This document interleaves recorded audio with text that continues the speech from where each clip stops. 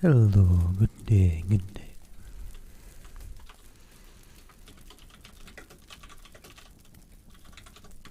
Hope you're well. Decided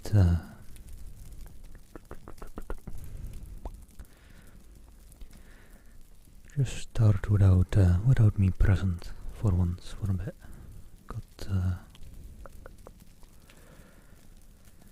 Got some more water, but figured it'd be a fine time to give Twitch the time to get notifications out and the likes.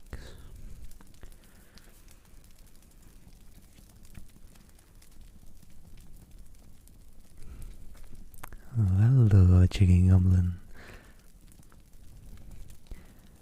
Well, hope you can get to sleep. Sleep well, sleep well. Although, whilst it's still in ASMR, I'm not sure if I recommend today's stories for sleep. I'll be reading some spooky stories, so you can decide that one for yourself whether you think it's fine or not. I don't actually know how spooky these stories are. I'll see.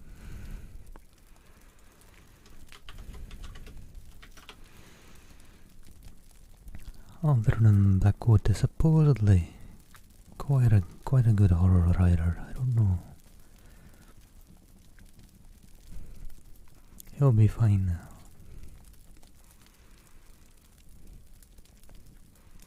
You always want to put a disclaimer out there just in case.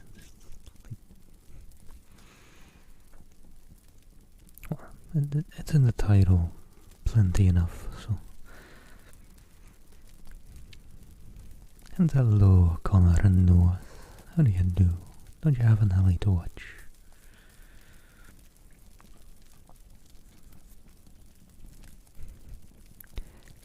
And let me actually see. I'm thinking either. I think this is the most popular short story by Algernon Blackwood. The Wendigo. Sounds fun. Know a slight bit of Wendigo lore, so good chance it will be fun.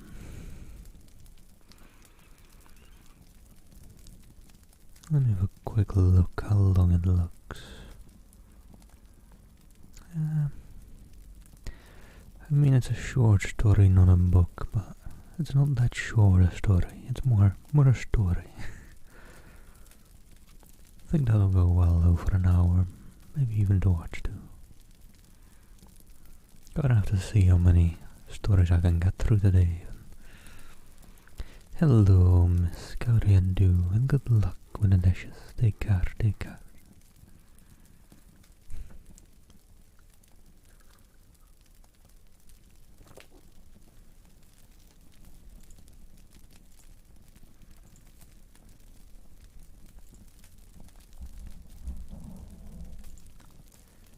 Right, let me see.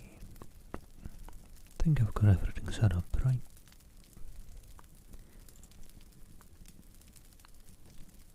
Discord bot sent out a notification.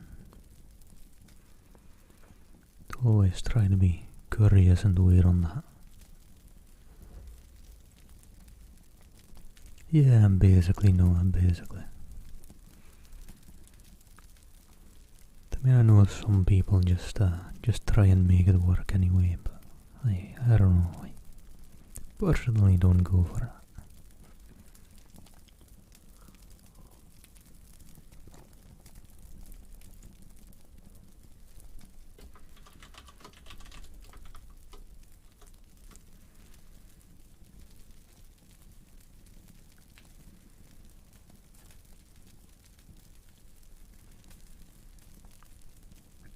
Let me make sure the volume on my phone is all off. And alright, let me just jump into the first story book. I think it was a proper book on its own at some point. By Algernon Blackwood, The Wendigo. 1910. I think that's the year it's published. Might also be the year it's taking place in. A considerable number of hunting parties were out that year without finding so much as a fresh thrill, for the moose were uncommonly shy, and the various Nimrods returned to the bosoms of their respective families with the best excuses the facts of their imaginations could suggest. Dr. Cathart, among others, came back without a trophy, but he brought instead the memory of an experience which he declares was worth all the bull moose that had ever been shot. But then Cathart of Aberdeen was interested in other things besides moose, amongst them the vagaries of the human mind. This particular story, however, found no mention in his book on collective hallucination for a simple reason, so he confined it once to a fellow colleague that he himself played too intimate a part in it to form a competent judgment of the affair as a whole. Besides himself and his guide, Hank Davis, there was young Simpson, his nephew, a affinity student destined for a wee Kirk, that on his first visit to Canadian backwoods, and the latter's guide de Fargo, Joseph de Fargo, was a French Canuck, who had strayed from his native province of Quebec years before, and had got caught in the Red Portage when the Canadian Pacific Railway was a-building. A man who, in addition to his unparalleled knowledge of woodcraft and bush lore, could also sing the old Voyager songs and tell a capital hunting yarn into the bargain. He was deeply susceptible, moreover, to that singular spell which the wilderness lays upon certain lonely natures, and he loved the wild solitudes with a kind of romantic passion that amounted almost to an obsession. The life of the backwoods fascinated him, whence doubtless a surpassing efficiency in dealing with their mysteries.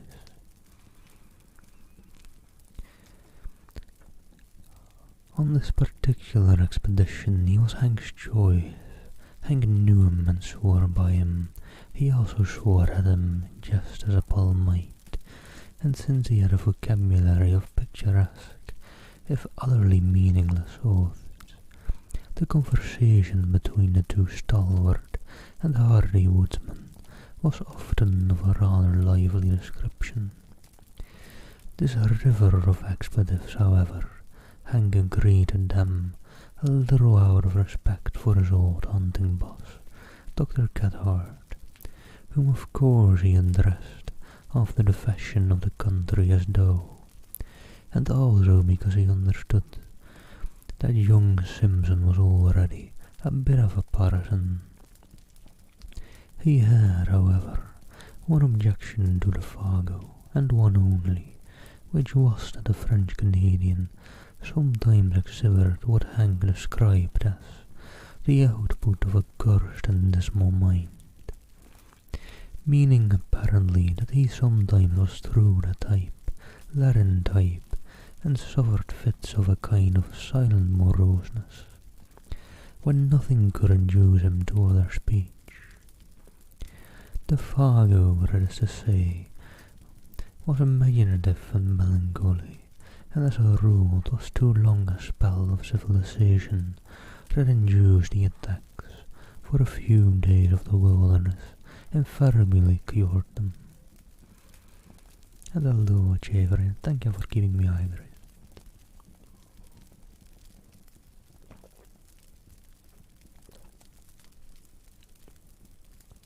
It's good to be reminded of that every now and then.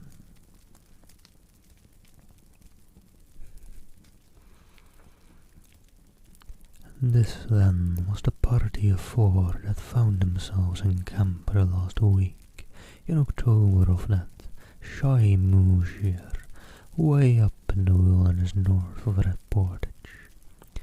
A forsaken and desolate country. There was also Punk, an Indian, who had accompanied Dr. Cathcart and Hank on their hunting trips in previous years, and who acted as cook. His duty was merely to stay in camp, catch fish, and prepare venison steaks and coffee at a few minutes' notice. He dressed in the worn-out clothes bequeathed to him by former patrons, and except for his coarse black hair and dark skin, he looked in his city's garments no more like a real redskin than any other looks like a real African. For all that, however, Punk had in him still the instincts of his dying race. His taciturn silence and his endurance survived, also his superstition. The party around the blazing fire that night were despondent. For a week had passed without a single sign of a recent moose discovering itself. The Fargo had sung a song and plunged into a story, but Hank in bad humour reminded him so often that he kept mussing up with a face so that was almost all nothing but a petered out lie. That the Frenchman had finally subsided into a sulky silence which nothing seemed likely to break. Dr. Cathcart and his nephew were fairly done after an exhausting day. Punk was washing up the dishes, grunting to himself under a lean-to of branches, where he later also slept. No one troubled to stir the slowly dying fire. Overhead the stars were brilliant in a sky quite wintry, and there was so little wind that ice was already forming stealthily along the shores of the still lake behind them. The silence and a fast listening forest stole forward and enveloped them. "Hello there, Elgart. How do you do? Well, if you're sleepy, it's never too early for sleep.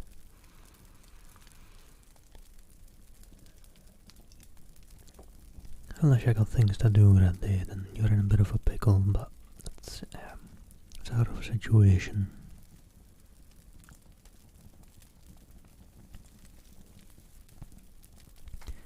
Hank broke in suddenly with his nasal voice. "I'm in favour of breaking new ground tomorrow, Doc," he observed with energy, looking across at his employer. "We don't stand a dead dog's chance around here." "Agreed," said Cathcart, always a man of few words. "Think the idea is good." "Sure, Pop, it's good," Hank resumed with its confidence. "Suppose now you and I strike west, up Garden Lake way for a change. Not a ain't touch that quiet bit of land ya. I'm with ya. And you or a Fargo, take Mr. Simpson along in a small canoe, skip across the lake, portage over into 50 Island water, and take a good squint down the Darcelen shore. The moose yarded there like hell last year, and for all we know, they may be doing it again this year, just to spite us." The Fargo, keeping his eyes on the fire, said nothing by the way of reply. He was still offended, possibly about his interrupted story.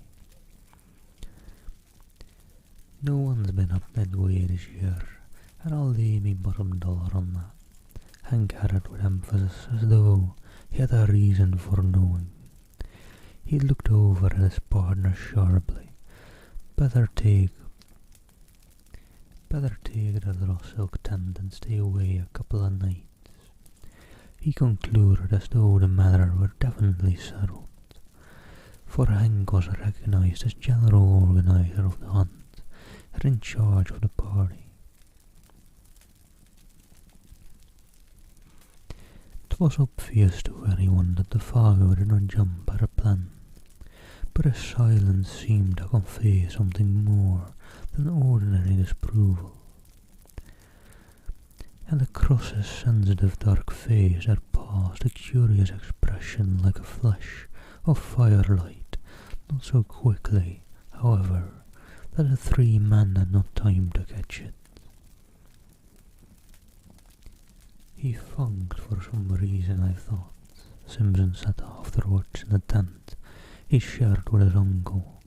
Dr. Cathcart made no immediate reply, although the look had interested him enough at the time for him to make a mental note of it. The expression had caused him a passing uneasiness he could not quite account for at the moment. But Hank, of course, had been the first to notice it, and the odd thing was that instead of becoming explosive or angry over the other's reluctance, he at once began to humour him a bit. But there ain't no special reason why no one's been up there this year, he said with a perceptible hush in his tone. Not a reason you mean, anyway. Last year it was the fire that kept folks out, and this year I guess it just happened so, that's all. His manner was clearly meant to be encouraging. Joseph the Fargo raised his eyes a moment, then dropped them again. A breath of wind stole out in the forest and stirred the embers into a passing blaze. Dr. Cathcart again noticed the expression in the guide's face, and again he did not like it. But this time the nature of the look betrayed itself. In those eyes for an instant he caught a gleam of a man scared in his very soul. It disquieted him more than he cared to admit.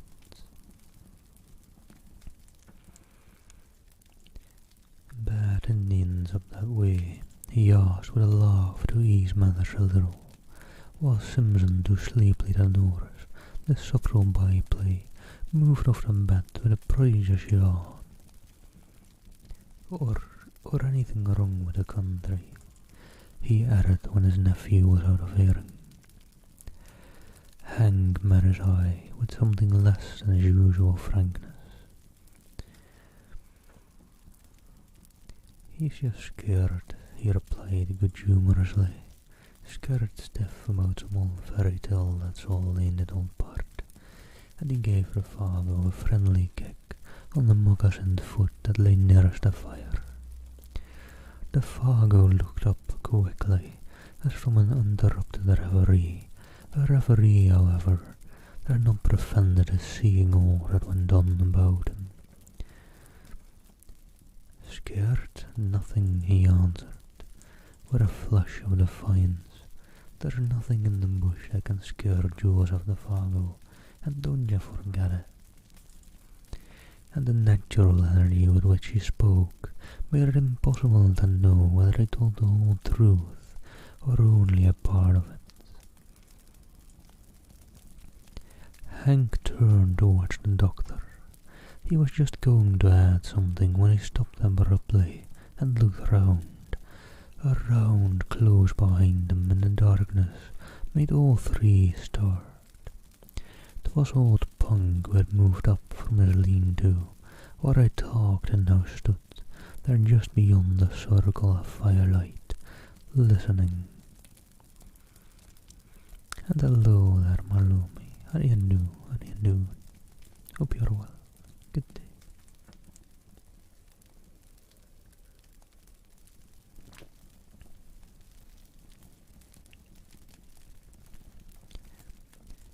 "Another time, Doc," Hank whispered with a wink, when the gallery stepped down into the stalls. And springing to his feet, he slapped the Indian on the back and cried noisily, "Come up to the fire and warm your dirty skin a bit." He dragged him towards the blaze and threw more wood on. "'Twas a mighty good feed you gave us an hour or two back. he continued hardly, as though to set the man's thoughts on another scent. "And it ain't Christian to let you stand out there freezing your old soul to hell while we're getting on good and toasted." Punk moved in and warmed his feet, smiling darkly at the other's volubility, which he only half understood, but saying nothing. And presently Dr. Cathcart, seeing that further conversation was impossible, followed his nephew's example and moved off to the tent, leaving the three men smoking over a now blazing fire. 'Tis not easy to undress in a small tent without waking one's companion, and Cathcart, hardened and warm-blooded as he was, in spite of his 50-odd years, did what Hank would have described as considerable of his twilight in the open. He noticed during the process that Punk had meanwhile come back to his lean-to, and that Hank and Defago were at hammer and tongs, or rather hammer and anvil, the little French-Canadian being the anvil. 'Twas all very like the conventional stage picture of Western melodrama, the fire lighting up their faces with patches of alternate red and black.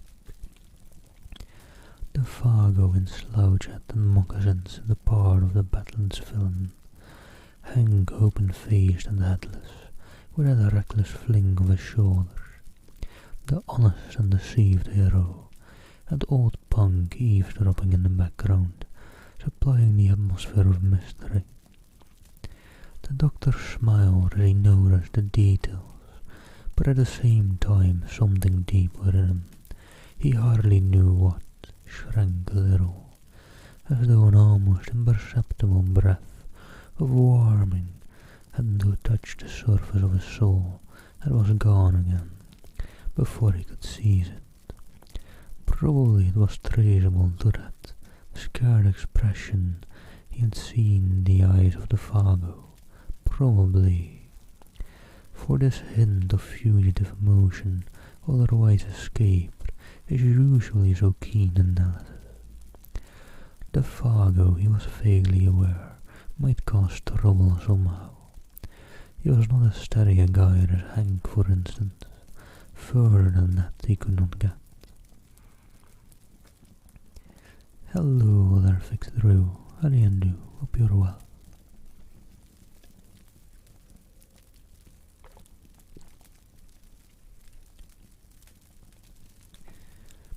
He watched the man a moment longer before diving into the stuffy tent, where Simpson already slept soundly.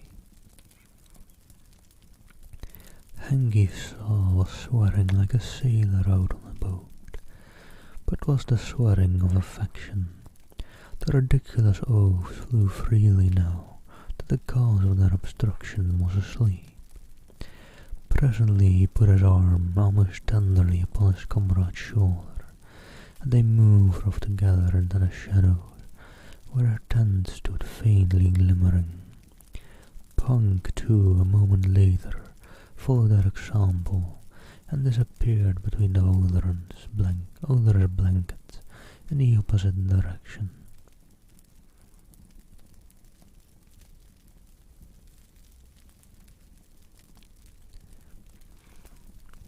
Punk, too, a moment later, followed. Dr. Cathcart and likewise turned in, weariness and sleep still fighting in his mind with an obscure curiosity. Just to know what it was that had scared Defago about the country up 50 Island Waterway. Wondering, too, why Punk's presence had prevented the completion of what Hank had to say. Then sleep overtook him. He would know tomorrow. Hank would tell him the story while I trudged after the elusive moose. Deep silence fell about the little camp, planted there so audaciously in the jaws of the wilderness. The lake gleamed like a sheet of black glass beneath the stars. The cold air pricked in the draws of night that poured their silent tide from the depths of the forest, with messages from distant reaches and from lakes just beginning to freeze. There lay already the faint bleak odours of coming winter. White men with their dull scent might never have defined them. The fragrance of the wood fire would have concealed from them these almost electrical hints of moss and bark and hardening swamp 100 miles away. Even Hank and Defago, subtly in league with the solar woods as they were, would probably have spread their delicate nostrils in vain. But an hour later, when all slept like the dead, old Punk crept from his blanket and went down to the shore of the lake like a shadow, silently, as only Indian blood can move. He raised his head and looked about him. The thick darkness rendered sight of small fill, but, like the animals, he possessed all their senses that darkness could not mute. He listened and sniffed the air, motionless as a hemlock stem. He stood there. After 5 minutes again he lifted his head and sniffed the air. Again, and yet once again. A tingling and a wonderful nerve that betrayed itself by no outer sign ran through him as he tasted the keen air. Then, merging his figure into the surrounding blackness in a way that only wild-mad animals understand, he turned, still moving like a shadow, and went stealthily back to his lean-to and his bed. And soon after he slept, the change of wind he had divided struck gently the reflection of the stars within the lake. Rising among the far edges of the country beyond 50 Island Water, it came from the direction in which he had stared, and it passed over the sleeping camp with a faint and sighing murmur through the tops of the big trees that was almost too delicate to be audible. With it down the desert paths of night, though too faint to eye even for the Indian's hair-like nerves, there passed a curious thin odour, strangely disquieting, an odour of something that seemed unfamiliar, utterly unknown. The French Canadian and the man of Indian blood each stirred uneasily in his sleep just about this time, though neither of them woke. Then the ghost of that unforgettable strange odour passed away and was lost among the leagues of tenantless forest beyond. Alright. Let me take a quick breather in between chapters.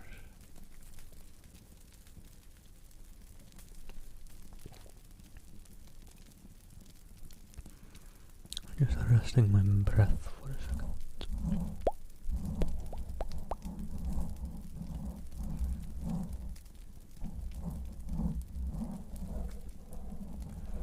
Hello, Kobe. How are you doing? Hope you're well.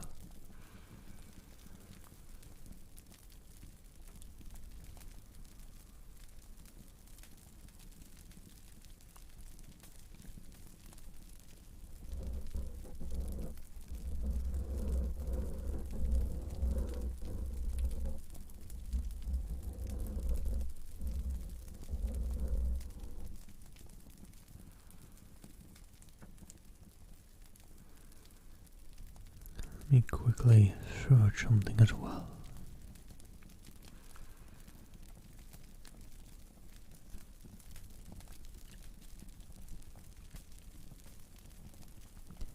Hey, you never know, don't wait. Maybe I'll be doing airlicking someday as well. Just gotta get me a 3DO into mixer. Probably not anytime soon.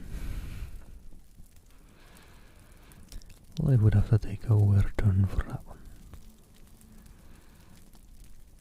Also, sorry, just quickly looking something up on my phone.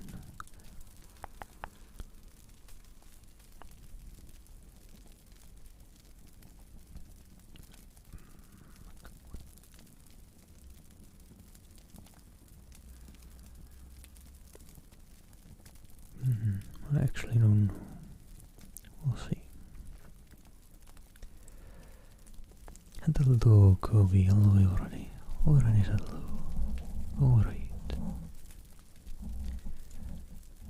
Let me see.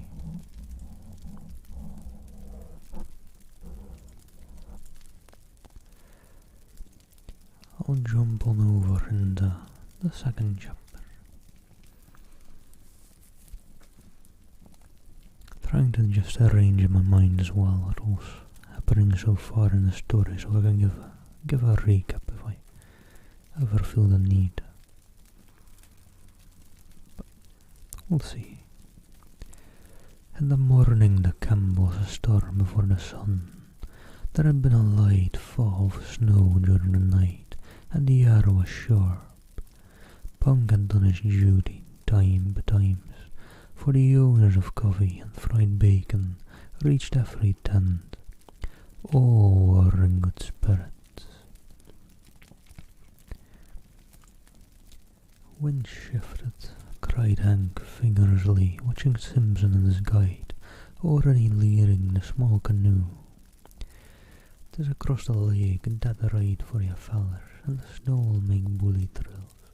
If there's any moose mossing around up there, they'll not get so much as a till and scent of ya, with a wind as it is. Good luck, Monsieur de Fargo," he added facetiously, giving the name its French pronunciation for once. "Bonne chance." The Fargo returned the good wishes, apparently in the best of spirits, the silent mood gone. Before 8 o'clock, old Punk at the camp to himself. Cathcart and Hank were far along the trail that led westwards, while the canoe that carried the Fargo and Simpson, with silk tent and grub for 2 days, was already a dark speck, bobbing on the bosom of the lake, going due east. The wintry sharpness of the air was tempered now by a sun that topped the wooden ridges and blazed with a luxurious warmth upon the world of lake and forest below. Loons flew skimming through the sparkling spray that the wind lifted. Divers shook their dripping heads to the sun and popped smartly out of sight again, and as far as eye could reach rose the leagues of endless crowding bush, desolate in its lonely sweep and grandeur, untrodden by foot of man, and stretching its mighty and unbroken carpet right up to the frozen shores of Hudson Bay. Simpson, who saw it all for the first time as he paddled hard in the bows of the dancing canoe, was enchanted by its austere beauty. His heart drank in the sense of freedom, and great spaces just as his lungs drank in the cool and perfumed wind behind him in the storm seed, singing fragments of his native shanties. The Fargo steered a craft of birch bark like a thing of life, answering cheerfully all his companions' questions. Both were gay and light-hearted. On such occasions men lose the superficial, worldly distinctions. They become human beings working together for a common end.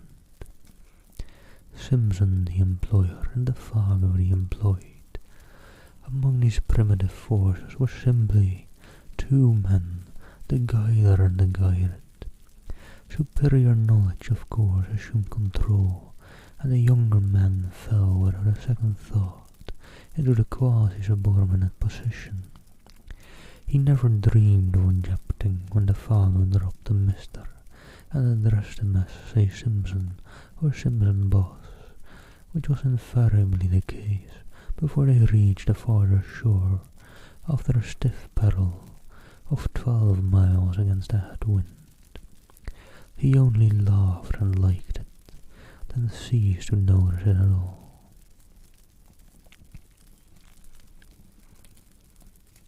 Hello, don't blow him.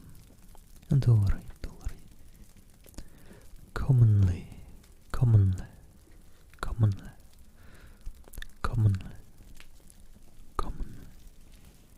Actually feel like that might be a word that might turn up in these books a couple of times. Commonly does seem like a word that I've come across quite a bit in these books. Just commonly.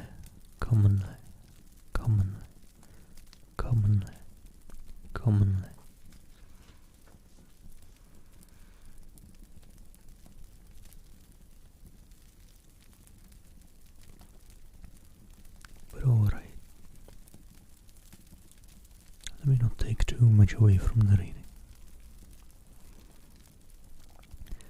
For this divinity student was a young man of parts and character, though as yet of course untravelled, and on this trip, the first time he had seen any country but his own and little Switzerland. The huge skill, I think, somewhat bewildered him. 'Twas one thing he realized, to hear about primeval forests, but quite another to see them, or to dwell in them, and seek acquaintance with their wildlife was, again, an initiation that no intelligent man could undergo without a certain shifting of personal values hitherto held for permanent and sacred. Hello there, foamy, and well.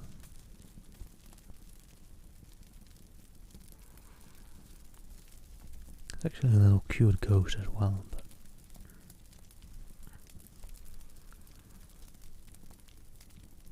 and it's actually mirrored, but well, maybe I should mirror my cam then.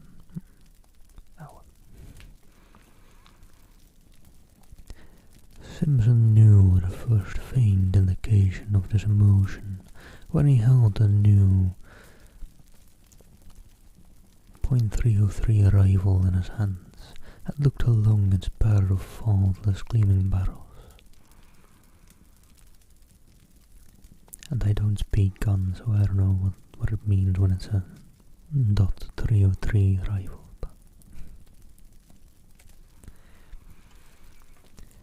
The 3 days' journey to their headquarters by lake and portage had carried the process a stage farther, and now that he was about to plunge beyond even the fringe of wilderness, where they were camped into the virgin heart of uninhabited regions as vast as Europe itself, the true nature of the situation stole upon him with an effect of delight and awe that his imagination was fully capable of appreciating.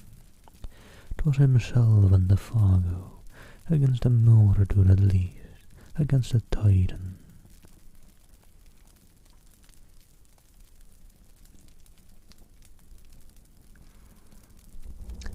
Oh right, that's something I haven't done, but I should maybe do for reading spooky stories. I don't think I have my mature content warning on. Maybe I should just put it on sometime and leave it on. I do make some jokes that are a bit over. There's only a warning of courtesy, the mature content warning, so far as I've heard, you don't have to put it on ever. Just if you want to be nice and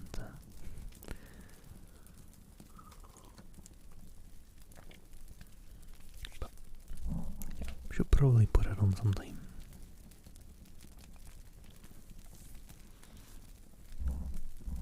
Let me see.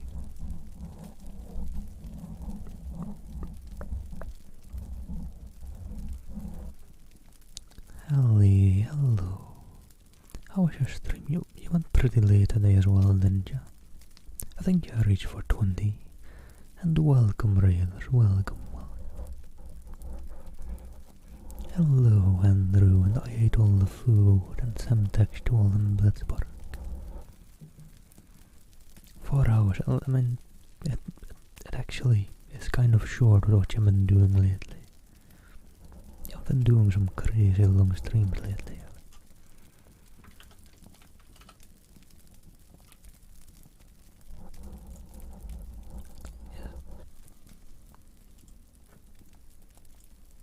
Let me just close my own tab then, since I did have a tab with you open. I'm doing well, I'm doing well. And let me see, was very excited to read some short or small horror stories again. So for anyone just tuning in that's like, I wanna sleep and not hear any horror stories, it is Spooky Story Saturday, so that won't be every Saturday, but it is Spooky Story Saturday today. I don't know some textual, I actually don't know. I just bought the stock footage and it probably did say what it was, to be honest, when I bought it. But I have no clue. Honestly, just ask it every now and then, and you never know. I'm certain there'll be some people that somehow recognize this beach. It's not very recognizable, just like the hill / mountain. It's a mountain to me, alright, I'm from the Netherlands. But that stands out enough, I think. Right, let me thank a couple of followers before I jump back into the story in a bit. Abastalos, hello, thank you for the follow, and Turbo Gaming, good day, good day. Hendrix and Box, and Sea Gamer, good day, thank you for the follows. Hope you're all well. How are you, Ellie? Hope you're doing good. I didn't catch much of the stream today. Been a bit busy a Saturday, but it's been a good Saturday.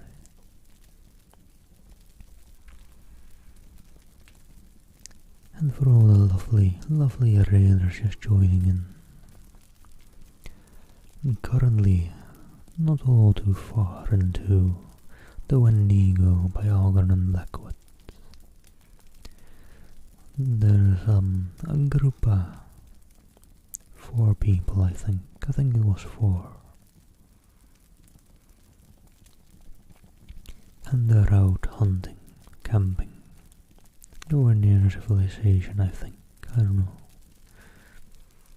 Hello, so rough and I just asked how you were doing. How your stream went. I didn't catch that much of it today.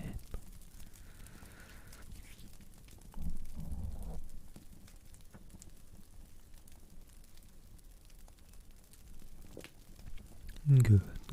Glad to hear it.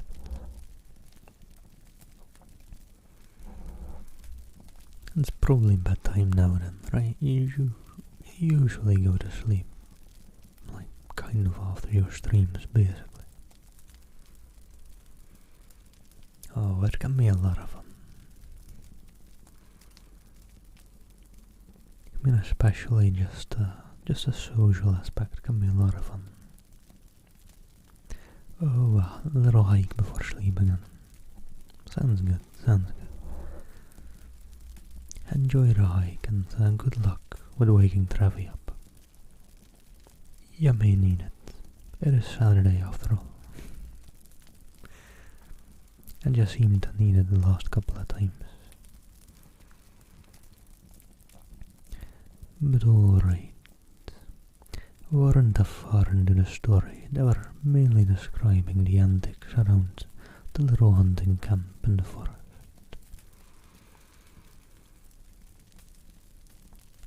Let me see.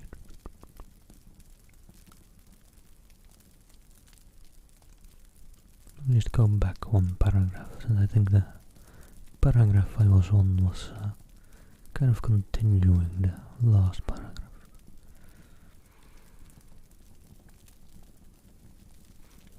Oh boy, that's good luck, Ali. Maybe waking up with a nice espresso shot. He might need it.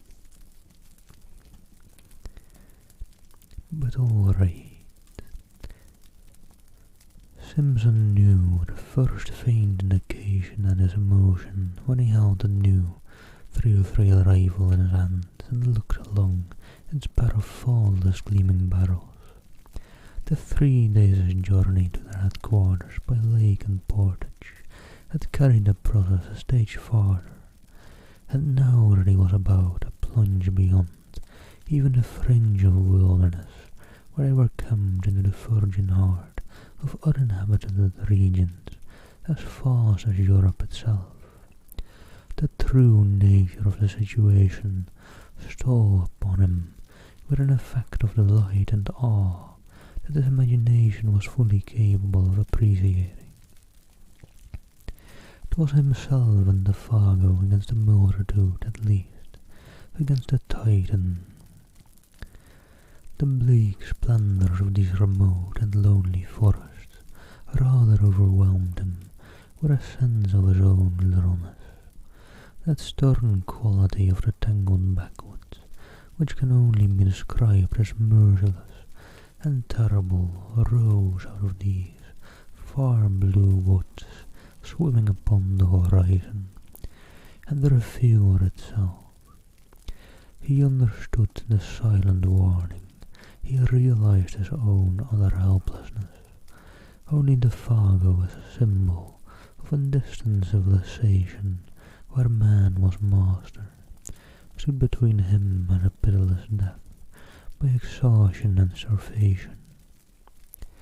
It was thrilling to him, therefore, to watch the Fargo turn over a canoe upon the shore, pack the paddles carefully underneath, and then proceed to blaze the spruce stems for some distance on either side of an almost invisible trail, with a careless remark thrown in. "Say, Simpson, if anything happens to me, you'll find the canoe all correct by these marks, then strike due west into the sun to hit the home camp again, see?" Ooh, enjoy lunch, Sam, enjoy. Take care. It was the most natural thing in the world to say, and he said it without any noticeable inflection of the voice. Only it happened to express the youth's emotions at the moment with an utterance that was symbolic of the situation, and of his own helplessness as a factor in it. He was alone with the Fargo in a primitive world, that was all. The canoe, another symbol of man's ascendancy, was now to be left behind. Those small yellow patches made on the trees by the axe were the only indications of its hiding place. "Hello, Dace, how do you do? And thank you for it. It is just Simlish." Meanwhile, shouldering the packs between them, each man carrying his own rifle, they followed the slender trail over rocks and fallen trunks and across half-frozen swamps, skirting numerous lakes that fairly gemmed the forest, their borders fringed with mist, and towards 5 o'clock found themselves suddenly on the edge of the woods, looking out across a large sheet of water in front of them, dotted with pine-clad islands of all describable shapes and sizes. 50 island water, announced the Fargo wearily, and the sun just going down to dip his bald old head in that. He added with unconscious poetry, and immediately they set about pitching camp for the night. And hello there, Algernon, and hope you're well. Thank you for the follow. Good day.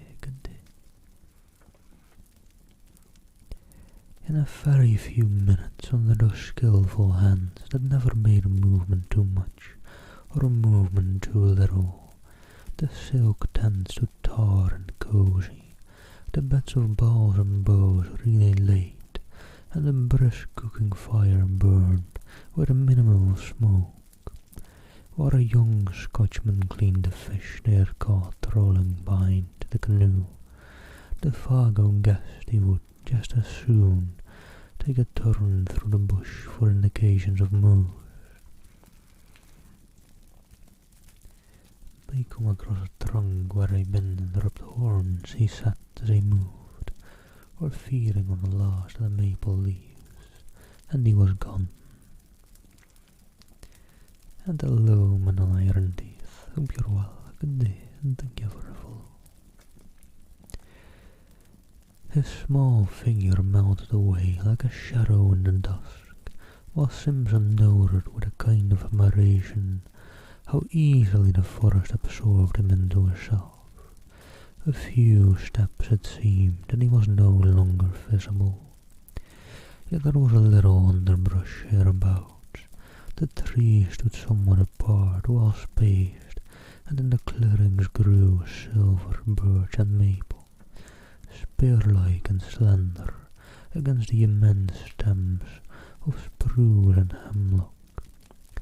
But for occasional prostrate monsters and the boulders of grey rock that thrust on good shoulders here and there out of the ground, it might well have been a bit of park in the old country.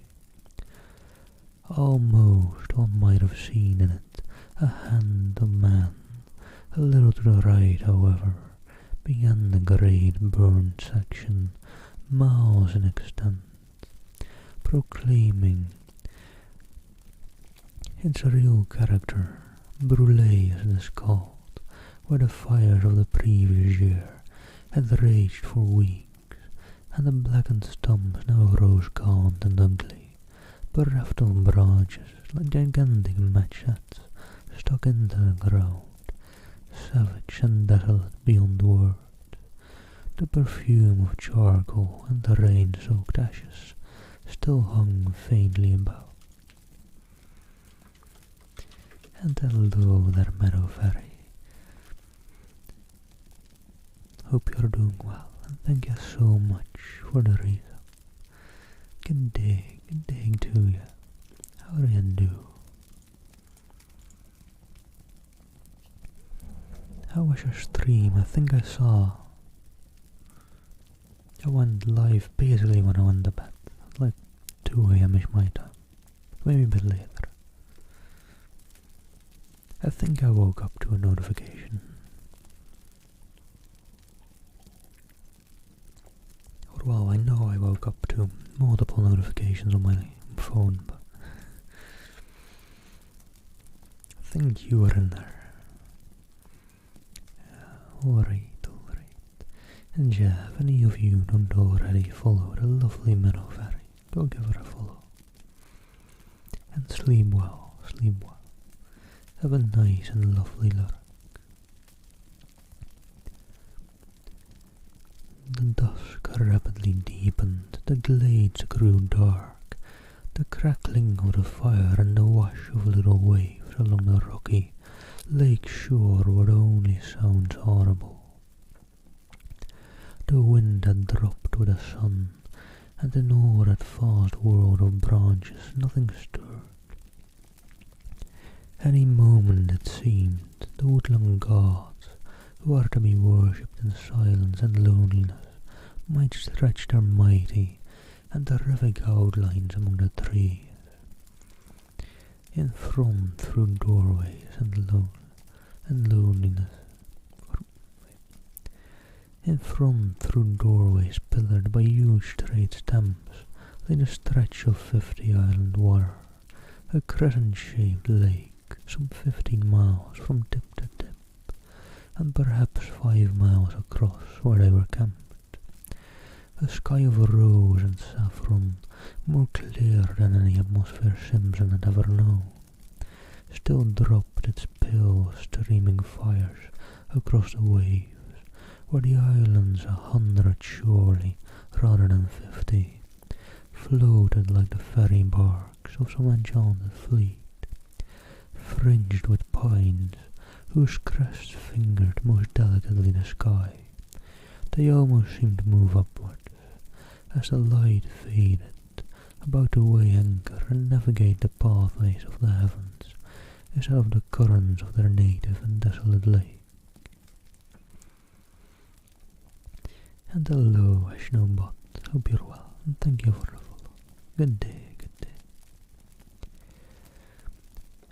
And strips of coloured cloud, like flaunting pennants, signalled their departure to the stars. The beauty of the scene was strangely uplifting. Simpson smoked the fish and burned his fingers into the bargain in his efforts to enjoy it, and at the same time tend the frying pan and the fire. Yet ever at the back of his thoughts lay that other aspect of the wilderness, the indifference to human life, the merciless spirit of desolation which took no note of man, the sense of his utter loneliness, and now that even the Fargo had gone, came close as he looked about him and listened for the sound of his companions' returning footsteps. There was pleasure in the sensation, yet with it a perfectly comprehensible alarm, and instinctively the thought stirred in him, what could I do if anything happened and he did not come back? They enjoyed their well-earned supper, eating untold quantities of fish, and drinking on milk tea strong enough to kill men who had not covered 30 miles of hard going, eating little on the way. And when it was over, they smoked and told stories around the blazing fire, laughing, stretching weary limbs, and discussing plans for the morrow. The Fargo was in excellent spirits, though disappointed having no signs of moose to report, but it was dark and he had not gone far. The brulee too was bad, his clothes and hands were smeared with charcoal. Simpson, watching him, realized with renewed vividness their position, alone together in the wilderness.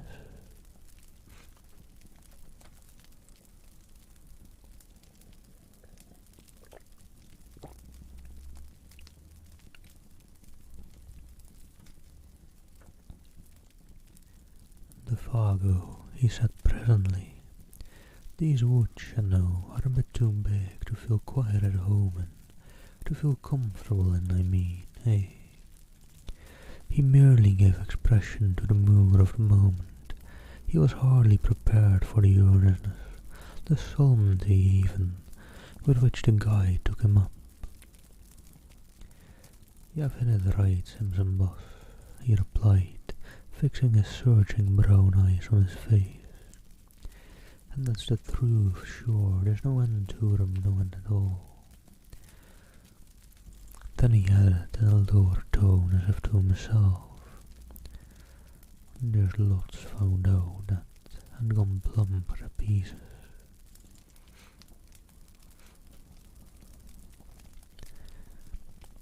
All right, then.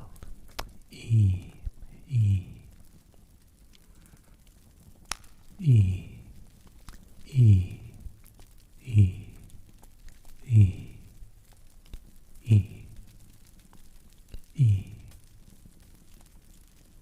Okay, that's been enough. Great. But a man's gravity of manner was not quite to the other's liking. It was a little too suggestive for the scenery and setting. He was sorry he had broached the subject. He remembered suddenly how his uncle had told him that men were sometimes stricken with a strange fever of the wilderness, when the seduction of the uninhabited waste caught him so fiercely that they went forth, half fascinated, half deluded to their death. he had a shrewd idea that his companion held something in sympathy with his queer type. He led the conversation on to other topics, and to Hank and the doctor, for instance, and a natural rivalry as to who would get the first sight of moose. If they went due west, observed the Fargo carelessly. There's 60 miles between us now, with old Punk at halfway house, eating himself full and busting with fish and coffee. They laughed and gathered over a picture, but a casual mention of those 60 miles again made Simpson realize the prodigious skill of this land, where they hunted. 60 miles was a mere step, 200 little more than a step. Stories of lost hunters arose persistently before his memory. The passion and mystery of homeless and wandering men, seduced by the beauty of great forests, swept his soul in a way too vivid to be quite pleasant. He wondered vaguely whether it was the mood of his companion that invited the unwelcome suggestion with such persistence. Sing us a song, the Fargo, if you're not too tired, he asked, one of those old Voyager songs you sang the other night. He handed his tobacco pouch to the guide, and then filled his own pipe, while a Canadian, nothing loth, sent his light voice across the lake in one of those plaintive, almost melancholy chanties with which lumbermen and trappers lessen the burden of their labour. There was an appealing and romantic flavour about it, something that recalled the atmosphere of the old pioneer days when Indians and wilderness were leagued together, battles frequent and the old country far off than it is today. The sound travelled pleasantly over the water, but the forest at their back seemed to swallow it down with a single gulp that permitted neither echo nor resonance.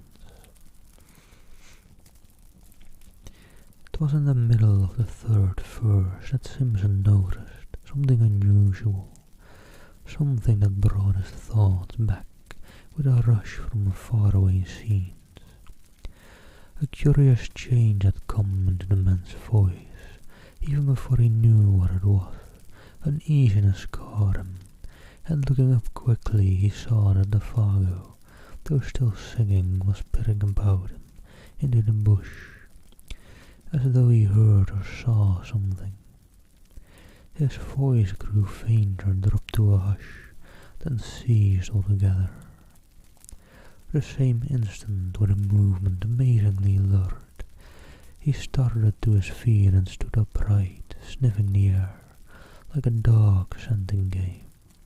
He drew the air into his nostrils in short, sharp breaths, turning quickly as he did so in all directions, and finally pointing down the lake shore, eastwards. It was a performance unpleasantly suggestive, and at the same time singularly dramatic.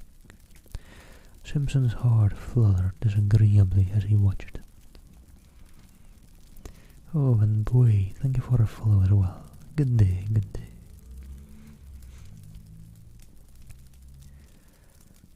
Lord, man, how you made me jump, he exclaimed on his feet beside him the same instant, and peering over his shoulder into the sea of darkness. What's up? Are you frightened?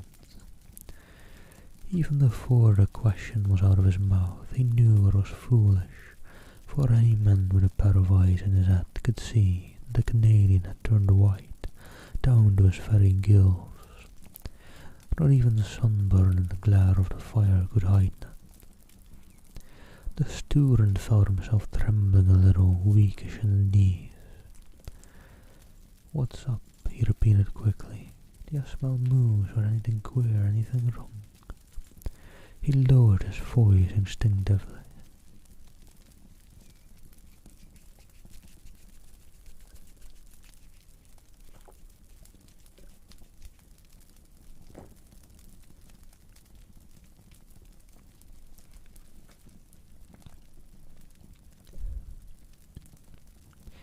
The forest pressed round them with its encircling wall. The nearer tree stems gleamed like bronze in the firelight. Beyond that, blackness, and so far as he could tell was silence of death.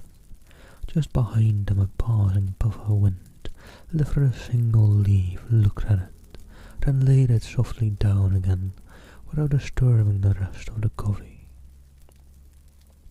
It seemed as if a million invisible causes had combined just to produce that single visible effect. All their life pulsed about them and was gone. The Fargo turned abruptly. The livid hue of his face had turned to a dirty grey.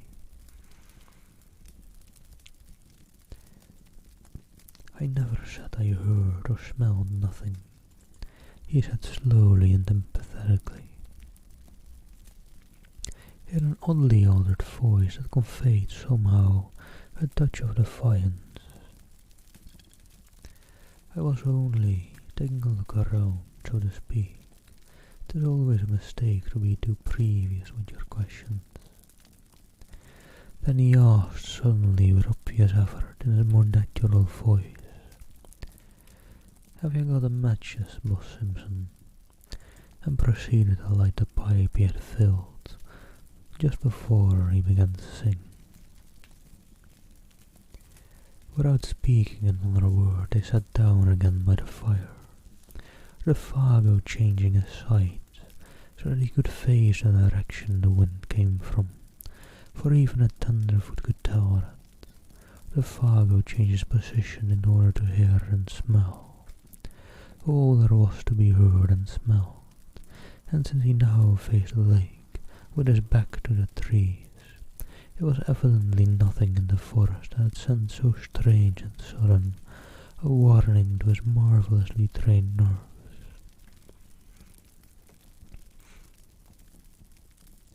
"Guess now I don't feel like singing anyway," he explained presently of his own accord.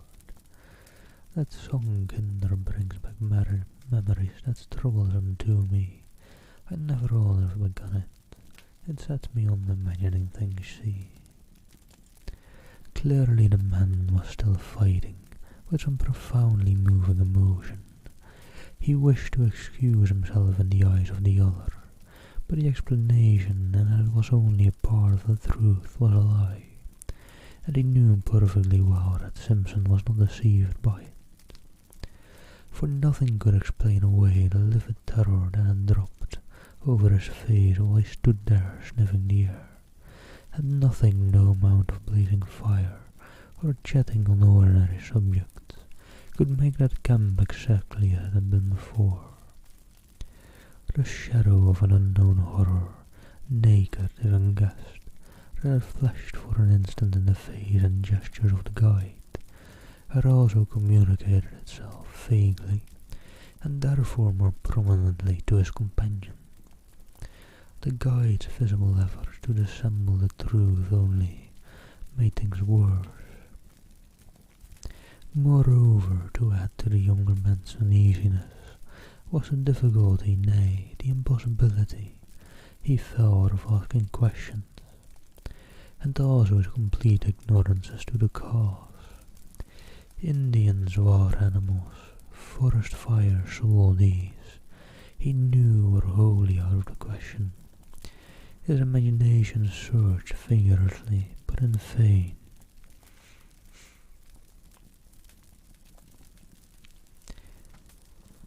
Yet somehow or other, after another long spell of smoking, talking, and roasting themselves before the great fire, the shadow that had so suddenly invaded their peaceful camp began to shift. Perhaps the Fargo's efforts or the return of his quiet and normal attitude accomplished this. Perhaps Simpson himself had exaggerated the affair out of all proportions to the truth, or possibly the vigorous air of the wilderness brought its own powers of healing. Whatever the cause, the feeling of immediate horror seemed to have passed away as mysteriously as it had come, for nothing occurred to feed it. Simpson began to feel that he had permitted himself the unreasoning terror of a child. He put it down partly to a certain subconscious excitement that his wow and immense scenery generated in his blood, partly to the spell of solitude, and partly to over-fatigue. That pallor in the guide's face was, of course, uncommonly hard to explain, yet it might have been due in some way to an effort of firelight or his own imagination. He gave it the benefit of the doubt. He was Scotch.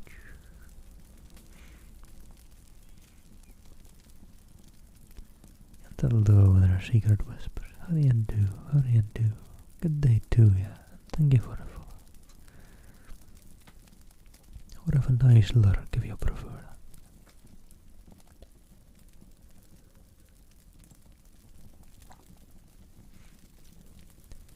When a somewhat unordinary emotion had disappeared, the mind always finds a dozen ways of explaining away its causes.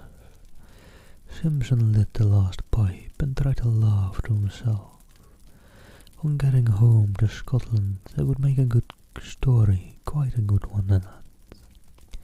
He did not realize that this laughter was a sign that terror still lurked in the recesses of his soul, that in fact it was merely one of the conventional signs by which a man seriously alarmed tries to persuade himself that he is not so.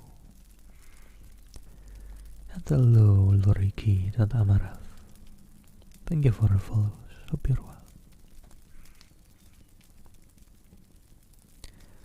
The Fargo, however, heard that low laughter and looked up with surprise on his face. The two men stood side by side, kicking the embers about before going to bed. It was 10 o'clock, a late hour for hunters to be still awake. "What's tickling you?" he asked in his ordinary tone, yet gravely. I was thinking of our little toy woods at home, just at that moment," stammered Simpson, coming back to what really dominated his mind, and startled by the question, and comparing them to all of this, and he swept his arm around to indicate the bush. A pause followed in which neither of them said anything. "All the same, I wouldn't laugh about it if I was you," the Fargo added, looking over Simpson's shoulder into the shadows. "There's places in there nobody won't ever see into. Nobody knows what lives in there either. Too big, too far off." The suggestion in the guide's manner was immense and horrible. The Fargo nodded. The expression on his face was dark. He too felt uneasy. The younger man understood that in a hinterland of this size there might well be depths of wood that would never in the life of the world be known or trodden. The thought was not exactly the sort he welcomed. In a loud voice, cheerfully, he suggested that it was time for bed, but the guide lingered, tinkering with the wife, arranging the stones needlessly, doing a dozen things that did not really need doing. Evidently there was something he wanted to say, yet found it difficult to get at. "Say you, Boss Simpson," he began suddenly, as the last shower of sparks went up into the air. "You don't smell nothing, do you? Nothing particular, I mean." The commonplace question, Simpson realized, filled a dreadfully serious thought in his mind. A shiver ran down his back. "Nothing burning wood," he replied firmly, kicking again at the embers. The sound of his own foot made him start. "And all the evening I ain't smelled nothing," persisted the guide, peering at him through the gloom. Nothing extraordinary and different to anything else you've ever felt or smelled before. No, no, man, nothing at all, he replied aggressively, half angrily. The Fargo's face cleared. That's good, he exclaimed with evident relief. That's good to hear. Have you, asked Simpson sharply, at the same instant regretted his question. The Canadian came closer in the darkness. He shook his head.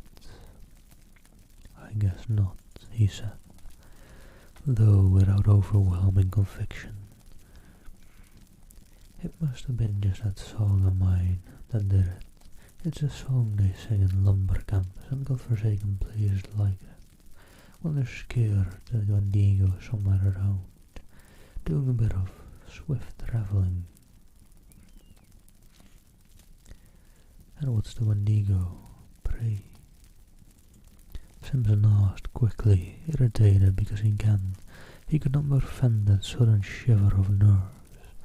He knew that he was close upon the man's terror and the cause of it, yet a rushing, passionate curiosity overcame his better judgment and fear. The Fargo turned swiftly and looked at him as though he were suddenly about to shriek. His eyes shone, but his mouth was wide open. Yet all he said or whispered rather, for his voice sank very low, was, "It's nothing, it's nothing. But what about those lousy fellers? Believe when they've been hitting the bottle too long. A sort of great animal that lives up yonder." He jerked his head northward, quick as lightning in his track and bigger than anything else in the bush. And ain't surprised to be very good to look at, that's all. "A backwoods superstition," began Simpson, moving hastily toward the tent in order to shake off the hand of the guide that clutched his arm. Come, hurry up and get the lantern going. It's time we were in bed and asleep if we're going to be up with the sun tomorrow." The guide was close on his heels. "All right, I'm coming," he answered out of the darkness, and after a slight delay he appeared with a lantern and hung it from a nail in the front pole of the tent. The shadows of 100 trees shifted their places quickly as he did so, and when he stumbled over the rope, diving swiftly inside, the whole tent trembled as though a gust of wind struck it.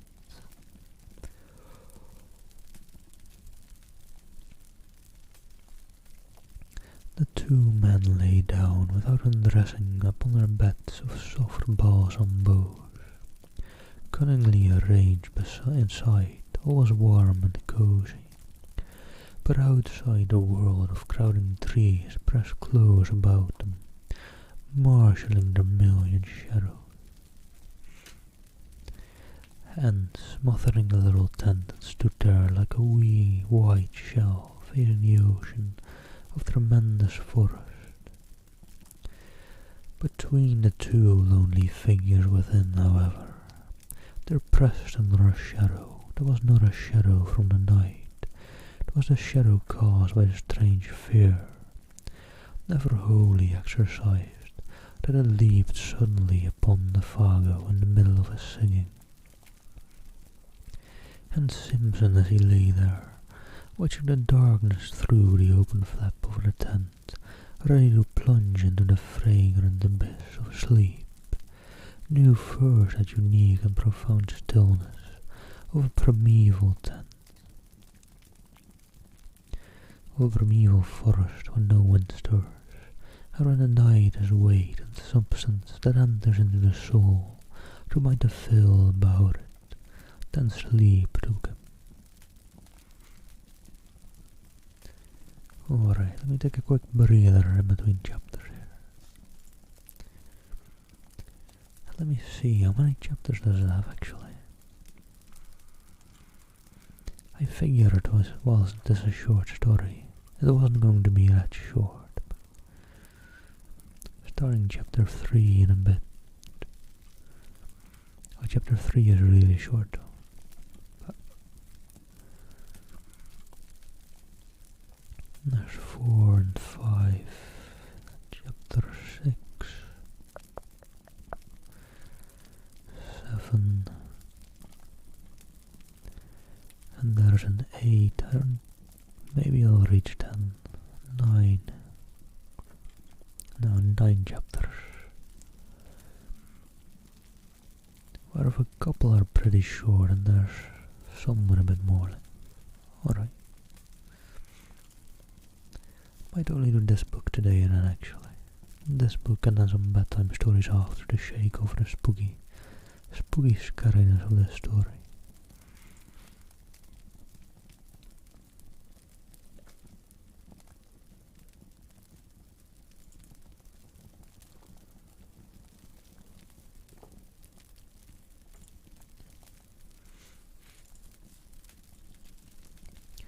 It's kind of the same as happening to me that was happening the night between Thursday and Friday. I'm getting a really sleepy reading, I don't know. Getting really relaxed and sleepy myself. Which is good too. I'll probably take a little nap once I get done with this book, but that won't be for another good 2 to 3 hours, probably. Yeah, no. These 2 chapters already took me an hour, so safe to say it'll be a bit.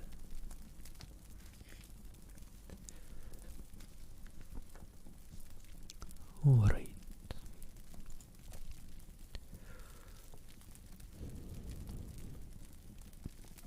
Chapter 3. Thus it seemed to him at least, yet it was true that the lap of the water, just beyond the tent door, still beat time with his lessening pulses when he realized that he was lying with his eyes open and that another sound had recently introduced itself with cunning softness between the splash and murmur of the little waves. And long before he understood what the sound was, it had stirred in him the centers of pity and alarm. He listened intently, though at first in vain, for the running blood beat on its drums too noisily in his ears. Did it come, he wondered, from the lake or from the woods? Then suddenly, with a rush and a flutter of the heart, he knew that it was close beside him in the tent, and when he turned over for a better hearing, it focused itself unmistakably, not 2 feet away. It was a sound of weeping.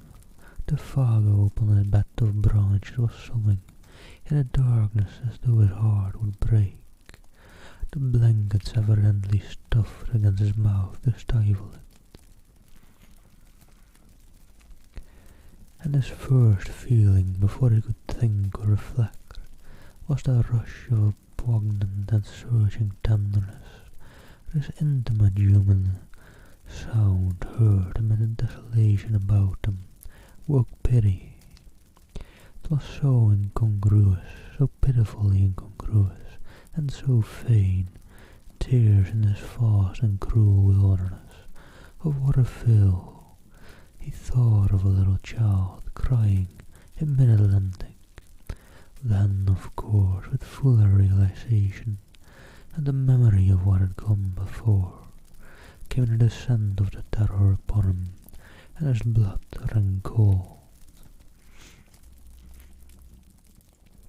"The Fargo," he whispered quickly. "What's the matter?"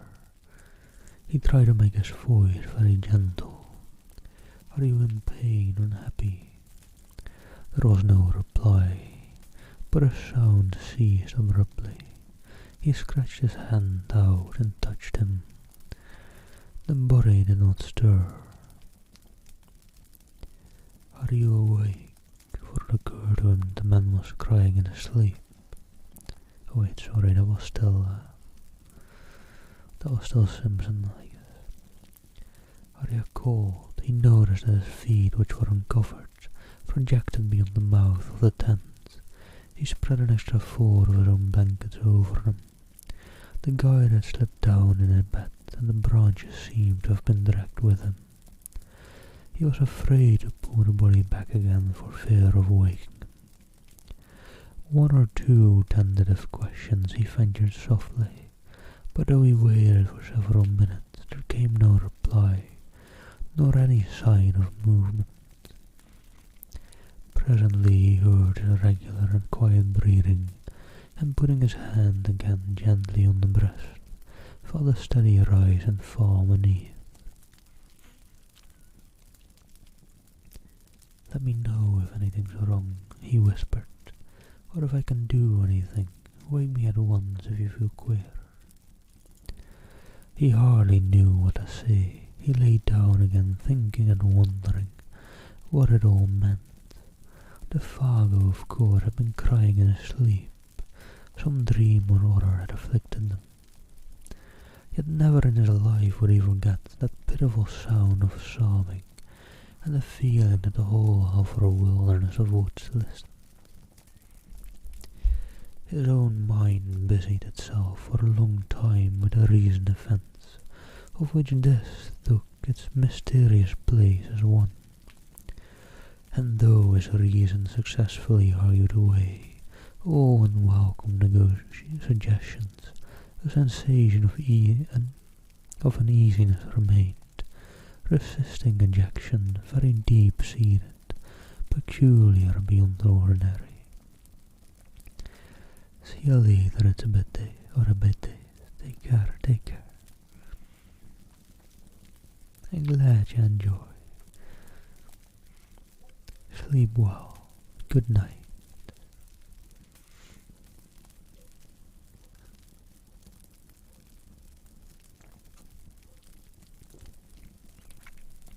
And that's actually already chapter 3. It was very short.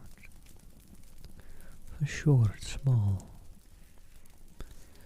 intermediary chapter to describe the night, I suppose.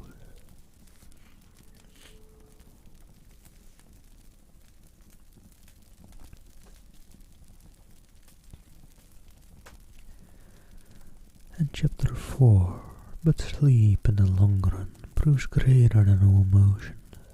His thoughts soon wandered again. He lay there warm as toast, exceedingly weary. The night soothed and comforted, blunting the edges of memory and alarm. Half an hour later, he was oblivious of everything in the outer world about him. Yet sleep in this case was his great enemy, concealing all approaches, smothering the warning of his nerves. As sometimes in a nightmare events crowd upon each other's heels with a conviction of dreadful as reality, yet some inconsistent detail accuses the whole display of incompleteness and disguise. So the events that now followed, though they actually happened, persuaded the mind somehow that a detail which could explain them had been overlooked in the confusion, and that therefore they were but partly true, the rest illusion. At the back of the sleeper's mind something remains awake, ready to let slip the judgment. All this is not quite the rest. When you wake up you understand. And thus, in a way, it was with Simpson. The events, not wholly inexplicable, were incredible in themselves, yet remain, for the man who saw and heard them, a sequence of separate facts of cold horror, because the little piece that might have made the puzzle clear lay concealed and overlooked. So far as he can recall, there was a violent movement, running downwards through the tent towards the door, that first woke him and made him aware that his companion was sitting bolt upright beside him, quivering. Hours must have passed, for it was the pale gleam of the dawn that revealed his outline against the canvas. This time the man was not crying. He was quaking like a leaf, the trembling he felt plainly through the blankets down the entire length of his own body. The fog were hurled down against him for protection, shrinking away from something that apparently concealed itself in the door flaps of the little tent. Simpson thereupon called out in a loud voice some question or other. In the first bewilderment of waking, he does not remember exactly what, and the man made no reply. The atmosphere and feeling of true nightmare lay horribly about him, making movement and speech both difficult. At first, indeed, he was not sure where he was, whether in one of the earlier camps or at home in his bed at Aberdeen. The sense of confusion was very troubling. And next, almost simultaneous with his waking, it seemed the profound stillness of the dawn outside was shattered by a most uncommon sound that came without warning or audible approach, and was unspeakably dreadful. It was a voice, Simpson declares, possibly a human voice, hoarse yet plaintive, a soft roaring voice close outside. The tent overhead, rather than upon the ground, of immense volume, while in some strange way most penetratingly and seductively sweet. It rang out, too, in 3 separate and distinct notes or cries, that bore in somewhat fashion a resemblance, far-fetched yet recognizable, to the name of the guide, Go. The student admits he is unable to describe it quite intelligently, for it was unlike any sound he had ever heard in his life, and combined a blending of such contrary qualities. A sort of windy, crying voice, he calls it, as if something lonely and untamed, wild, and abominable power.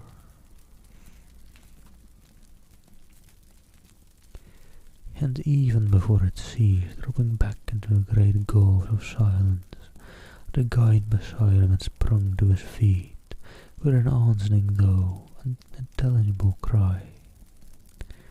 He blundered against the tent pole with violence, shaking the whole structure, spreading his arms out frantically for more room, and kicking his legs impetuously free over the clinging blankets. For a second, perhaps two, he stood upright by the door, his outline dark against the pallor of the dawn. Then, with a furious rushing speed, before his companion could move a hand to stop him, he shot with a plunge through the flaps of canvas and was gone.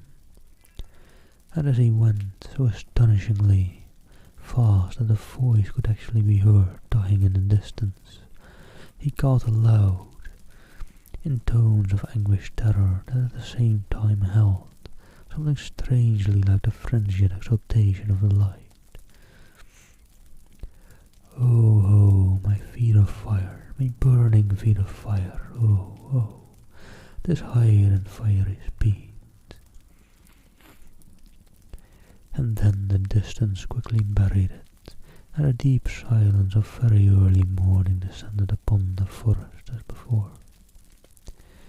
Yet it all come about with such rapidity that but for the efference of the empty bed beside him, Simpson could almost have believed it to have been the memory of a nightmare carried over from sleep. He still felt the warm pressure of the vanished body against his side. There lay the twisted blankets in a heap. The very tent yet trembled with the vehemence of the impetuous departure. The strange words rang in his ear as though he still heard them in the distance. Wild language of a suddenly stricken mind. Moreover, it was not only the senses of sight and hearing that reported uncommon things to his brain, for even while the men cried and ran, he had become aware that a strange perfume, faint yet pungent, pervaded the interior of the tent. And it was at this point, it seems, brought to himself by the consciousness that his nostrils were taking this distressing odour down into his throat, that he found his courage, sprang quickly to his feet, and went out.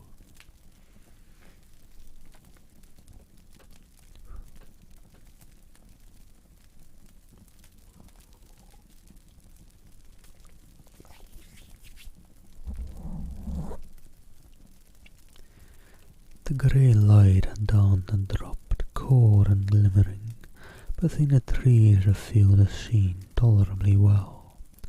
There stood the tent behind him, soaked with dew, the dark ashes of the fire still warm, the lake white beneath a coasting of mist, the islands rising darkly out of it like objects packed in wool, and patches of snow beyond the much clearer space of the bush, everything cold, still waiting for the sun, but no other sign of the vanished guide. Still, doubtless, flying at frantic speed through the frozen woods, there was not even a sound of disappearing footsteps, nor the echoes of the dying voice. He had gone utterly.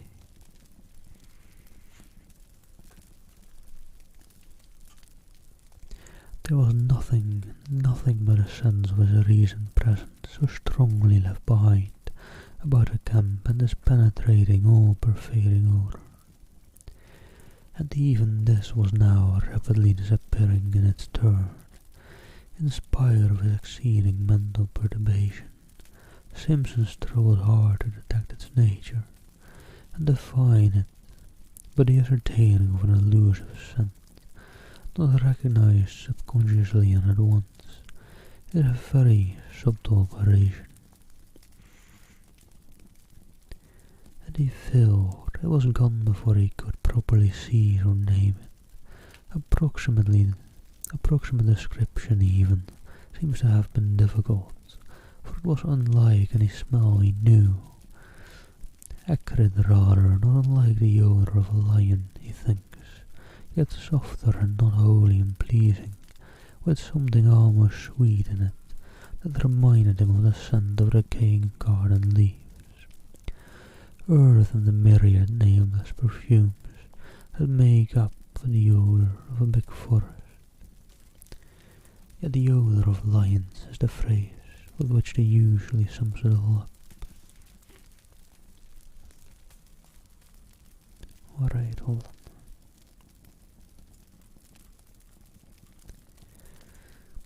Then it was wholly gone, and he found himself standing by the ashes of the fire, in a state of amazement and stupid terror that left him the helpless prey of anything that chose to happen. Had a muskrat poked its pointed muzzle over a rock, or a squirrel scurried in that instant down the bark of a tree, he would most likely have collapsed without more ado and fainted. For he felt about the whole affair the touch somewhere of a great outer horror, and his scattered powers had not as yet had time to collect themselves into a definite attitude of fighting self-control. Nothing did happen, however. A great gust of wind ran softly through the awakening forest, and a few maple leaves here and there rustled tremblingly the earth. The sky seemed to grow suddenly much lighter. Simpson felt the cool air upon his cheek, and uncovered hat, realized that he was shivering with the cold, and making a great effort.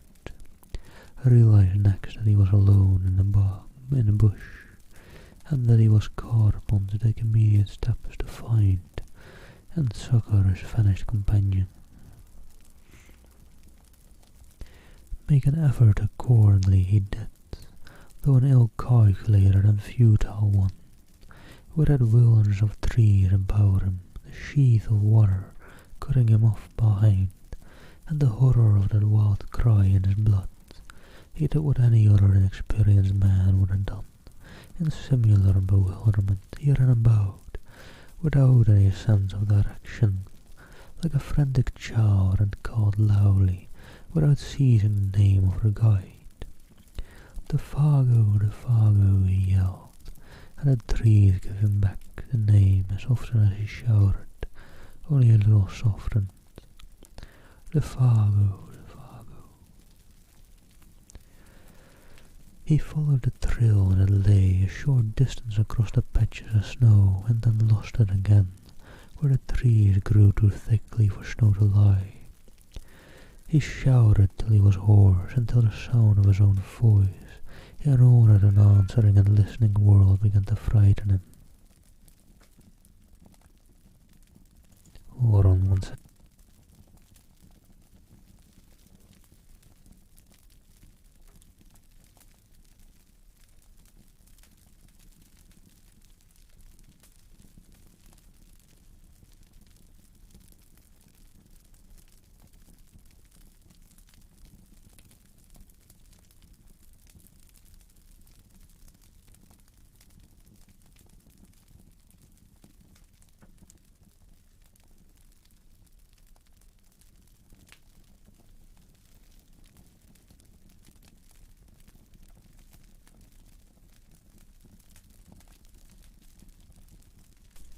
Someone here in this household decided she wanted a bit of attention, so let me just see if she'll be quiet on my lap.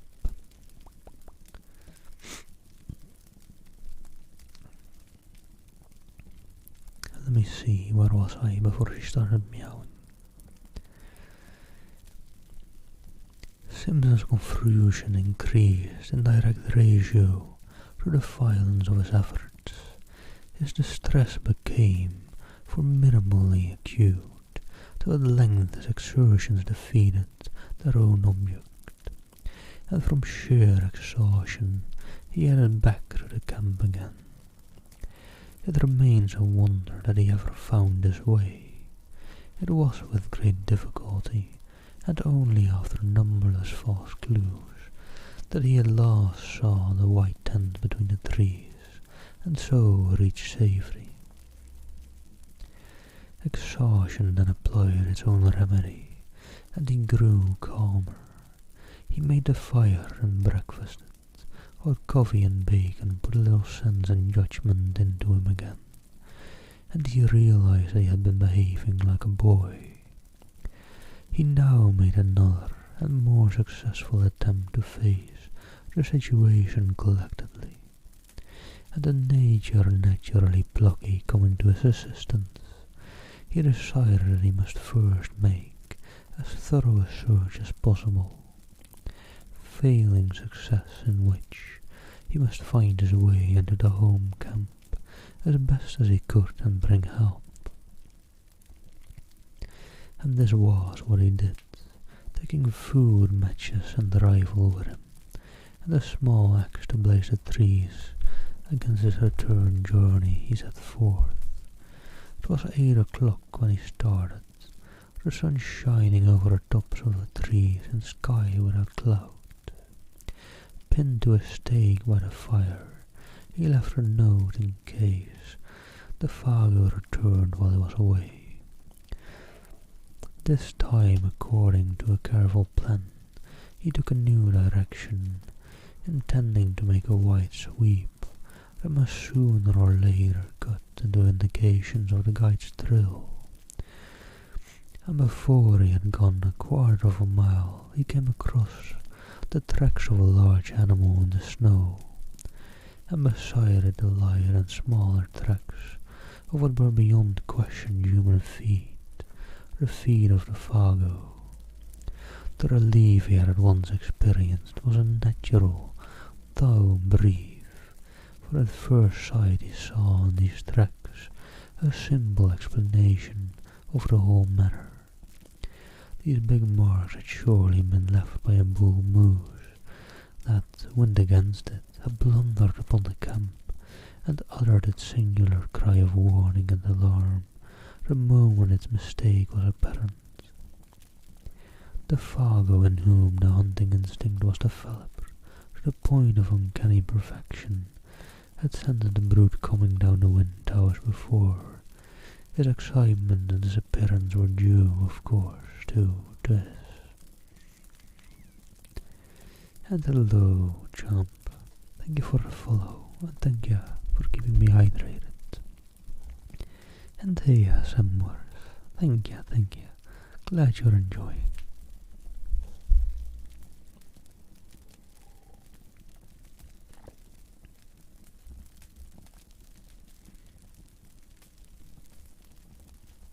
Oh, thank you, Misk.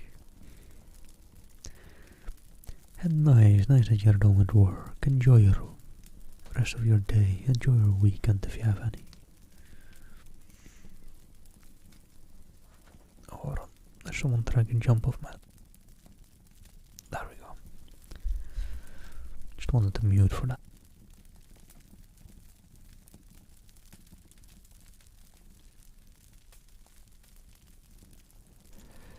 Then the impossible explanation at which he grasped faded, as common sense showed him mercilessly that none of this was true.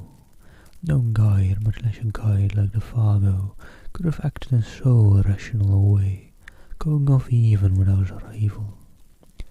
The whole affair demanded a far more complicated elucidation when he remembered the details of it all.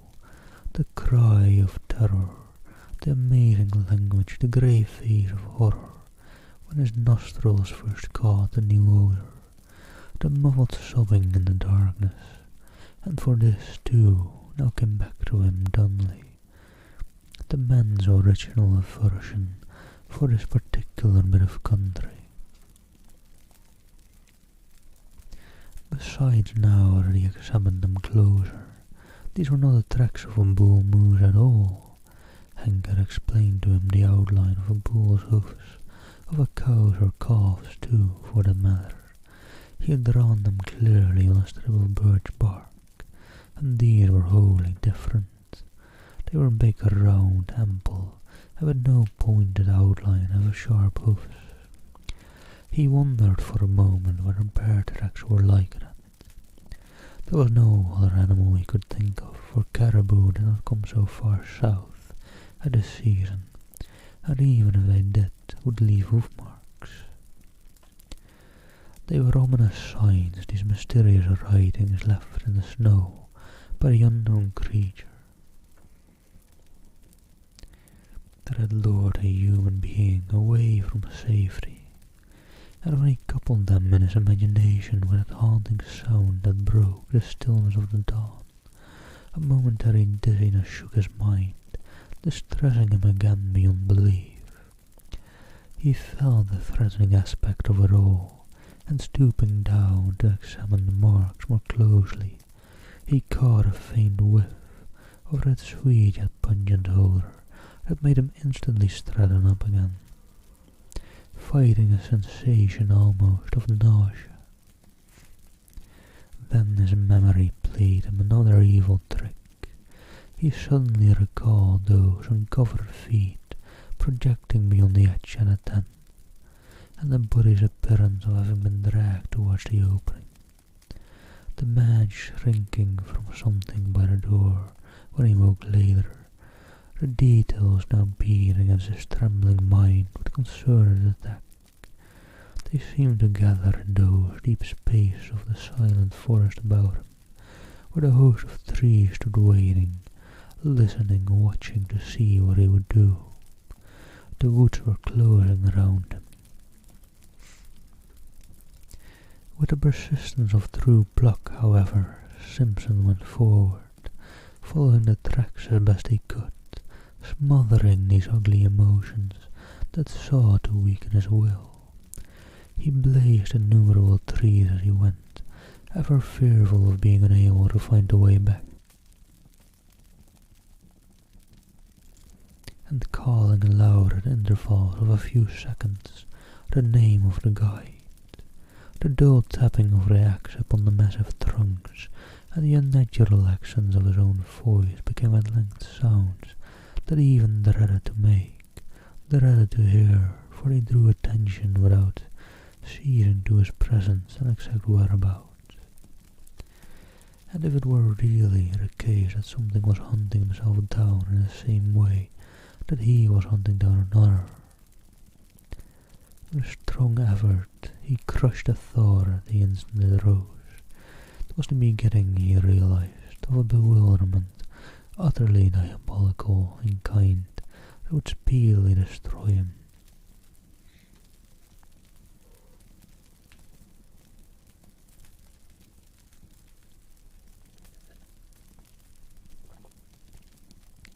Although the snow was not continuous, lying merely in shallow flurries over the more open space, he found no difficulty in following the tracks for the first few miles.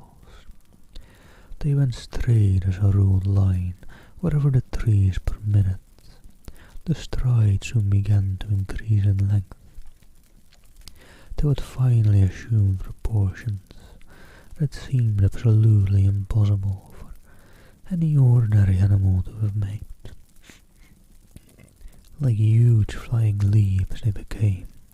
One of these he measured, and though he knew that stretch of 18 feet must be somehow wrong, he was at a complete loss to understand why he found no signs on the snow between the extreme points.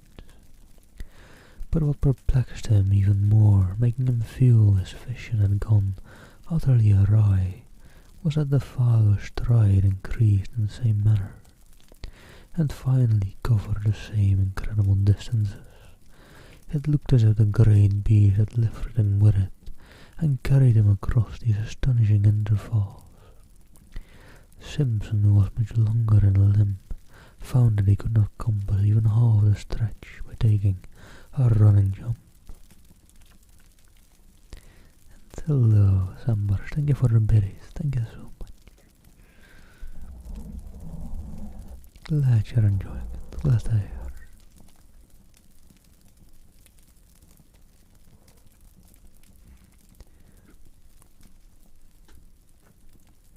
And the sight of these huge tracks running side by side, silent evidence of a dreadful journey in which terror or madness had urged the impossible result, was profoundly moving. It shocked him in the secret depths of his soul. It was the most horrible thing his eyes had ever looked upon. He began to follow them mechanically, absent-mindedly almost, ever peering over his shoulder to see if he too were being followed by something with a gigantic threat. And soon it came about that he no longer quite realized what it was they signified, these impressions left upon the snow by something nameless and untamed, almost accompanied by the footmarks of the little French Canadian, his guide, his comrade, the man who had shared his tent a few hours before, chatting, laughing, even singing by his side. And alright, let me take a quick little breather between chapters before I start chapter 5.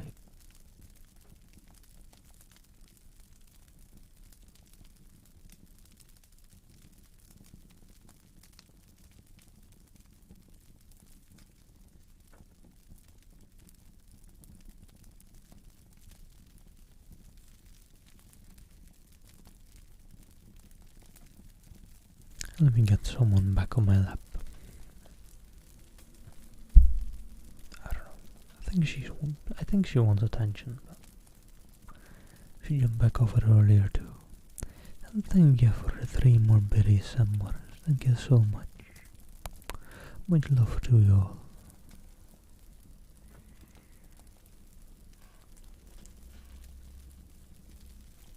Alright, got her lying down on my lap now, so that's good.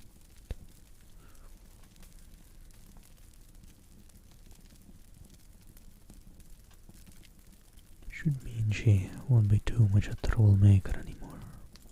Hopefully. For now.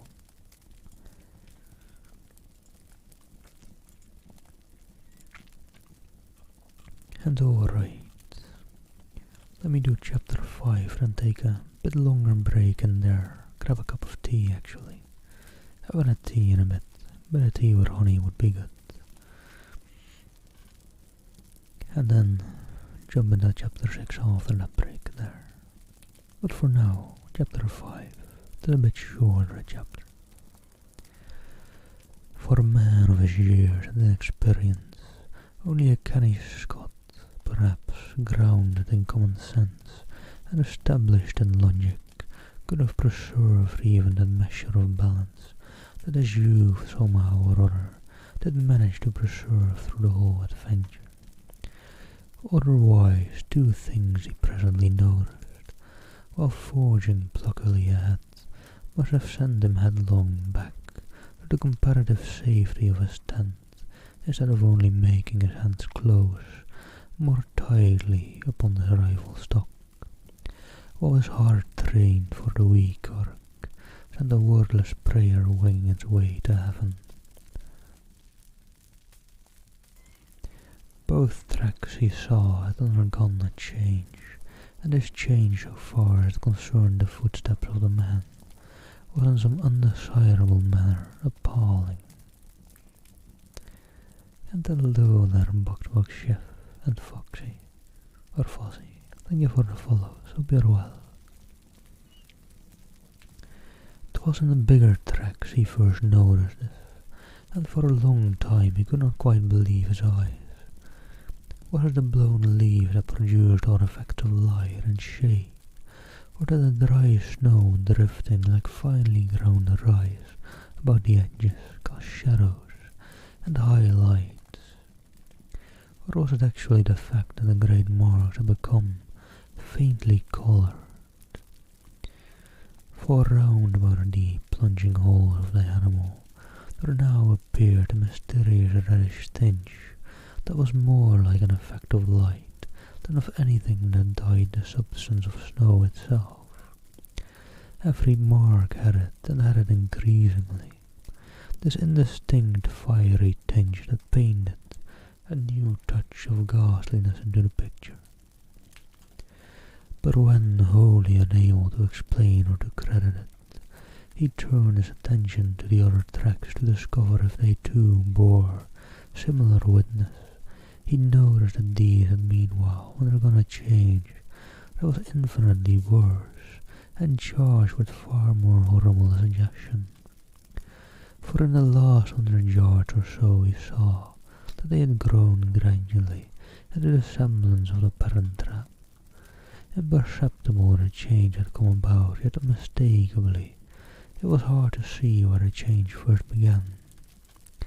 The result, however, was beyond question. Smaller, neatly, more cleanly modelled, they formed now an exact and careful duplicate of the larger tracks beside them. The feed that produced them had, therefore, also changed, and something in his mind reared up with loathing and with terror as he saw it.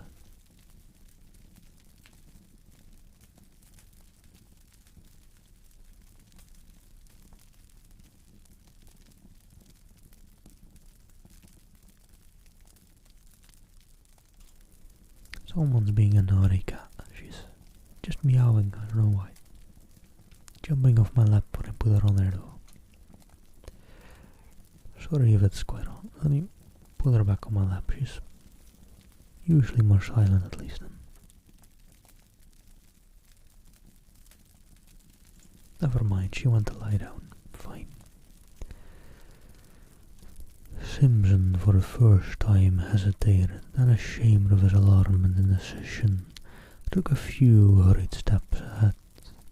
The next instant stopped dead in his tracks, immediately in front of him. All signs of the trail ceased. Both tracks came to an abrupt end. On all sides for 100 yards and more, he searched in vain for the least indication of their continuance. There was nothing. The trees were very thick just there, big trees, all of them. Spruce, cedar, hemlock.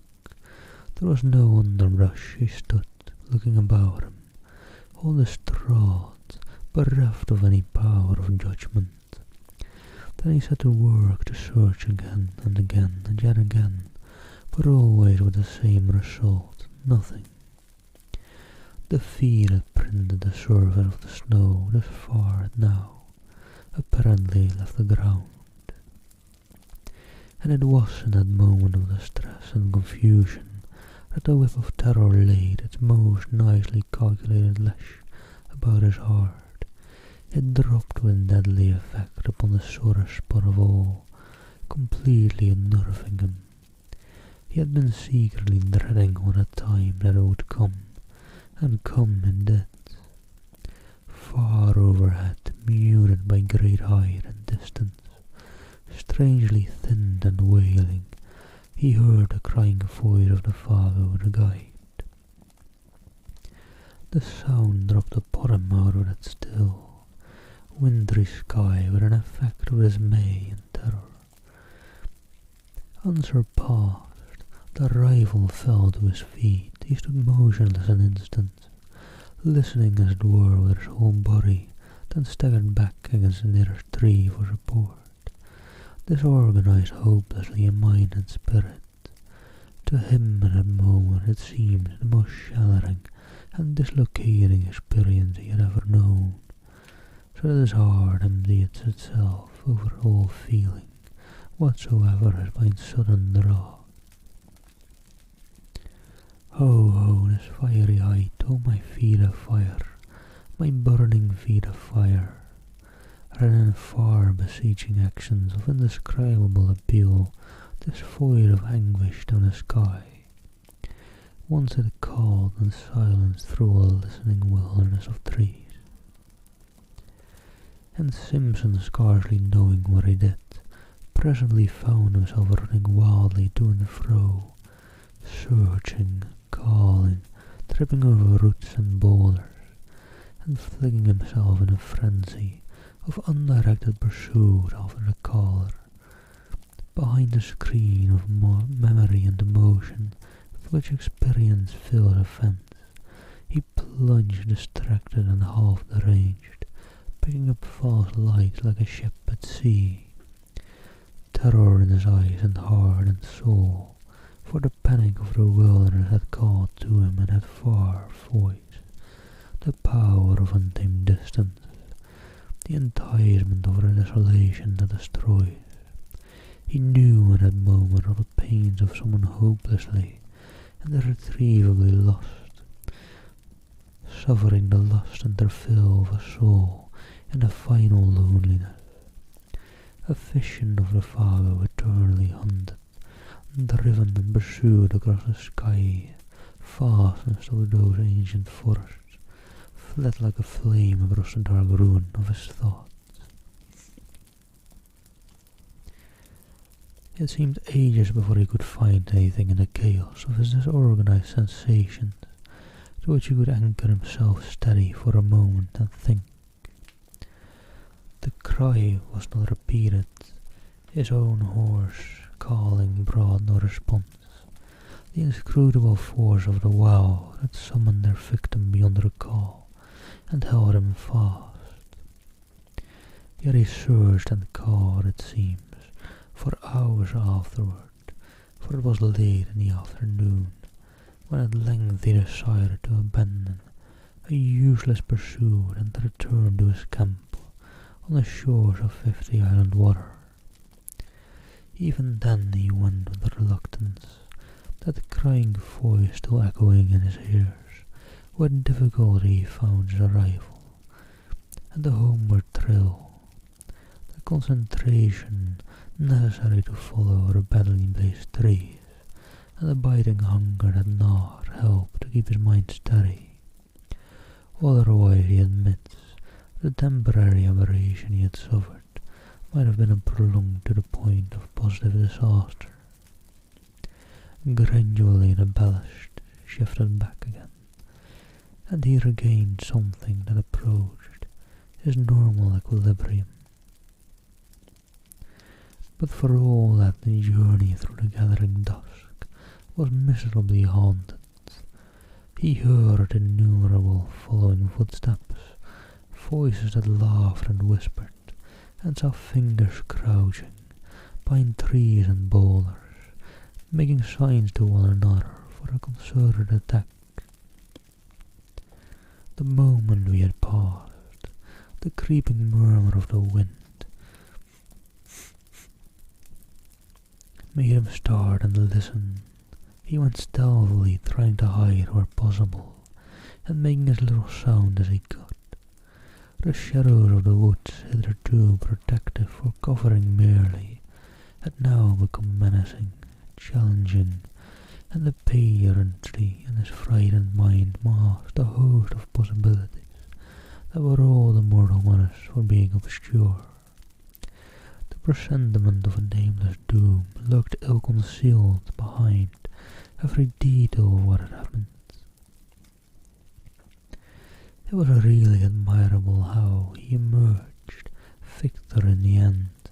Men of riper powers and experience might have come through the ordeal with less success. He had himself tolerably well in hand, all things considered, and his plan of action proves it. Sleep being absolutely out of the question, and travelling on an unknown trail in the darkness equally impracticable, he sat up at the hall for that night, rifle in hand, before a fire he never for a single moment allowed to die down.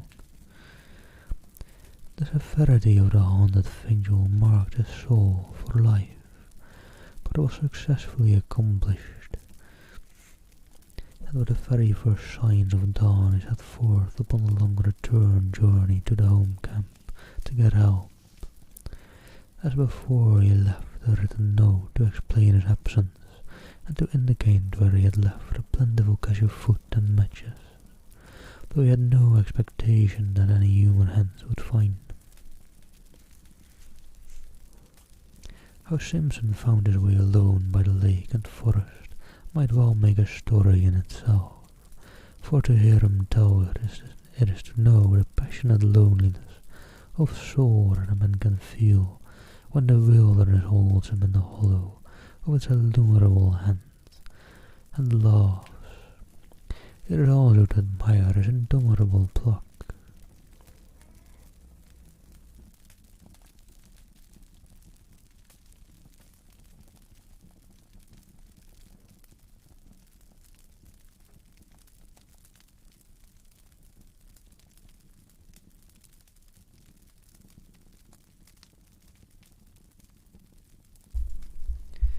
He claims no skill, declaring that he followed the almost invisible trail mechanically, and without thinking, and this doubtless is the truth.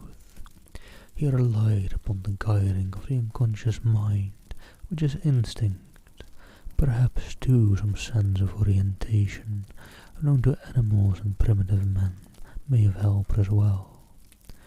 For though all that tangled region he succeeded in reaching the exact spot where the Fago had hidden the canoe nearly 3 days before with the remark, "Strike due west across the lake into the sun to find the camp." There was not much sun left to guide him, but he used his compass to the best of his ability, embarking in the frail craft for the last 12 miles of his journey with a sensation of immense relief that the forest was at last behind him. And fortunately the water was calm. He took his line across the centre of the lake, instead of coasting around the shores for another 20 miles. Fortunately, too, the other hunters were back. The light of their fires furnished a steering point, without which he might have searched all night long for the actual position of the camp. It was close upon midnight all the same, when his canoe grated on the sandy cove, and Hank Punk and his uncle, disturbed in their sleep by his cries, ran quickly down and helped a very exhausted and broken specimen of Scotch humanity over the rocks toward a dying fire. Alright, and that's chapter 5 of the Wendigo. Let me take a quick break and grab me some lovely tea with honey real quick. And I'll be right back. I'll turn the fire up for a while. And get that up there. I'll be right back. I'll be back in a sec. Or well, it'll probably be about 5 minutes since I need to boil some water for the tea. I'll be back in about 5 minutes. Hey, Happy Bacon, sorry, I'm just taking a break right now. But I'll be right back. See you in a bit.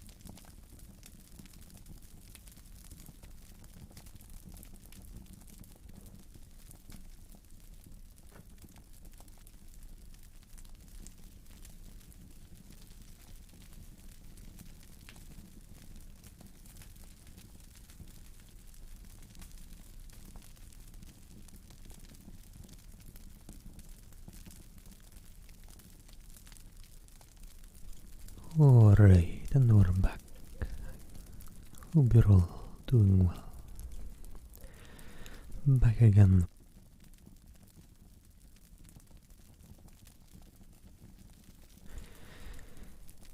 And just let me remove that.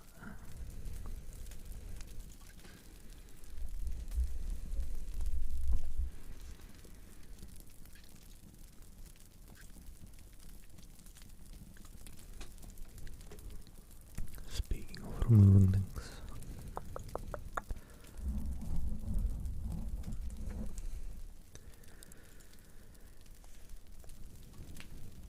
And alright, let me jump into chapter 6 in a sec, but first, take a nice sip of tea. Actually, I can't yet, it's not cooled down, but we'll do it in a bit. Let me get a paragraph in first, and I suppose.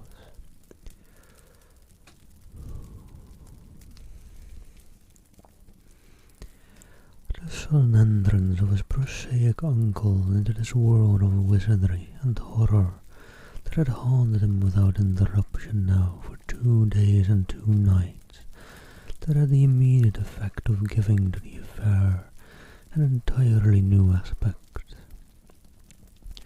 The sound of that crisp, "Hello, my boy, and what's up now?" and the grasp of that dry and vigorous hand introduced another standard of judgment. A revulsion of feeling washed through him. He realized that he had let himself go, rather badly. He even felt vaguely ashamed of himself. The native hard-headedness of his race reclaimed him, and this doubtless explains why he found it so hard to tell that group around the fire everything. He told enough, however, for the immediate decision to be arrived at, that the relief party must start at the earliest possible moment, and that Simpson, in order to guide it capably, must first have food and, above all, sleep. Dr. Cathcart, observing the lad's condition more shrewdly than his patient knew, gave him a very slight injection of morphine. For 6 hours he slept like the dead.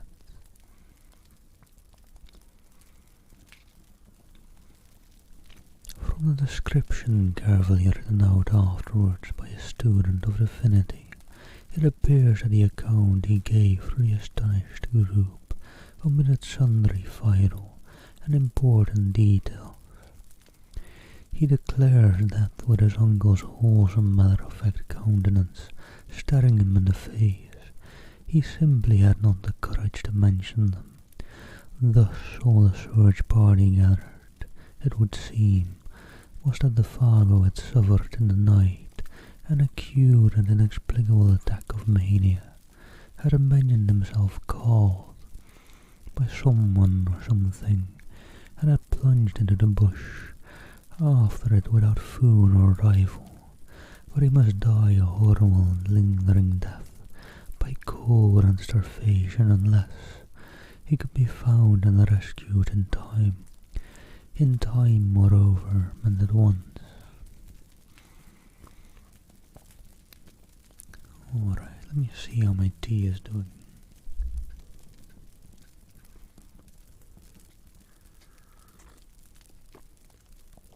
Still quite hot, but drinkable.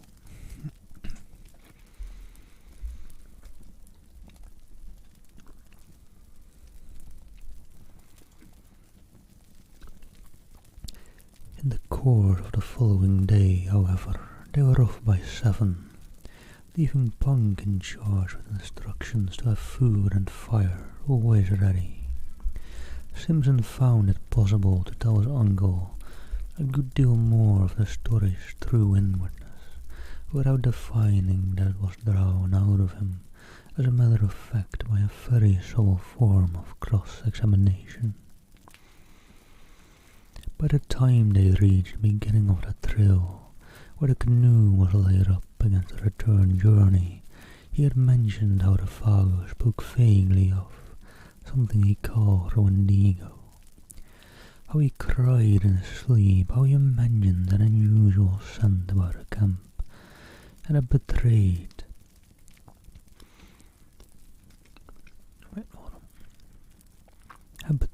other symptoms of mental excitement.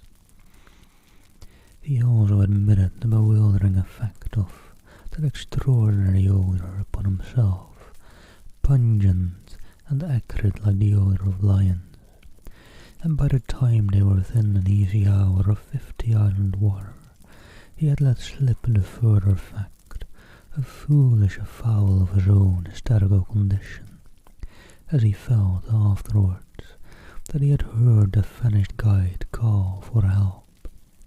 He omitted the singular phrases used, for he simply could not bring himself to repeat the preposterous language. Also, while describing how the man's footsteps in the snow had gradually assumed an exact miniature likeness of the animal's plunging tracks, he left out the fact that they measured a wholly incredible distance.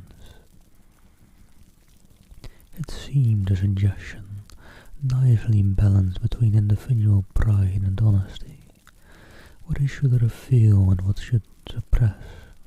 He mentioned the fiery tinge in the snow, for instance, yet shrank from telling that body and bat had been partly dragged out of the tent.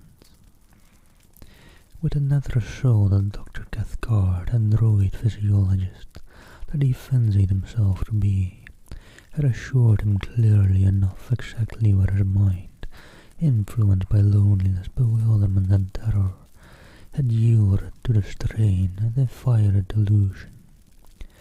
While praising his conduct, he managed at the same time to point out where, when, and how his mind had gone astray. He made his nephew think himself finer than he was by judicious praise, yet more foolish than he was by minimizing the value of the evidence. Like many other materialists, that is, he lied cleverly on the basis of insufficient knowledge, because the knowledge supplied seemed to his own particular intelligence inadmissible.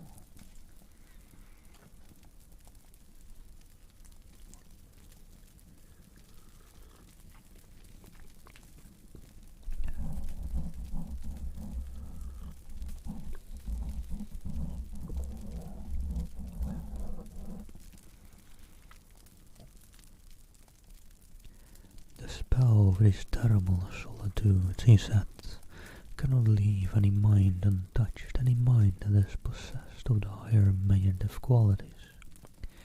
It has worked upon yours exactly as it worked upon my own when I was your age.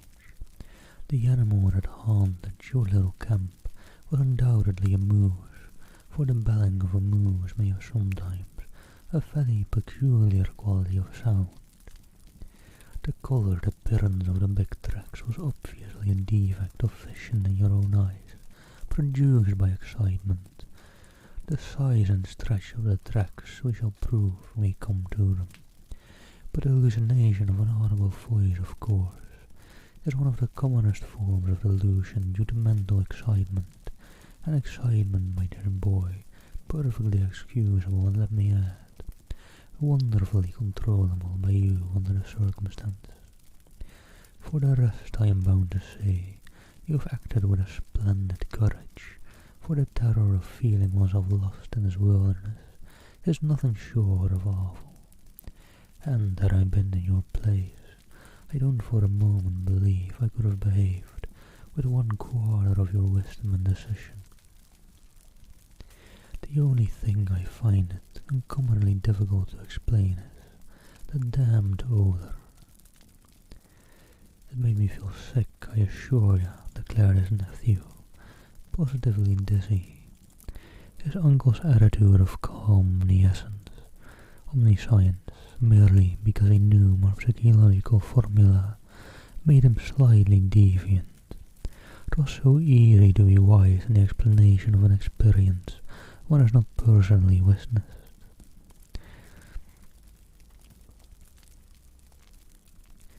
kind of desolate and terrible odour is the only way I can describe it, he concluded, glancing at the features of the quiet, unemotional man beside him.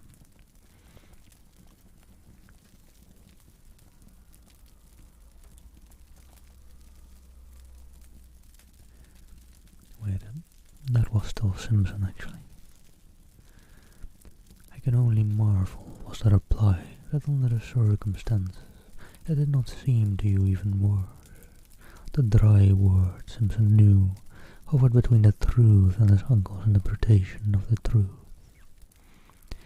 And so at last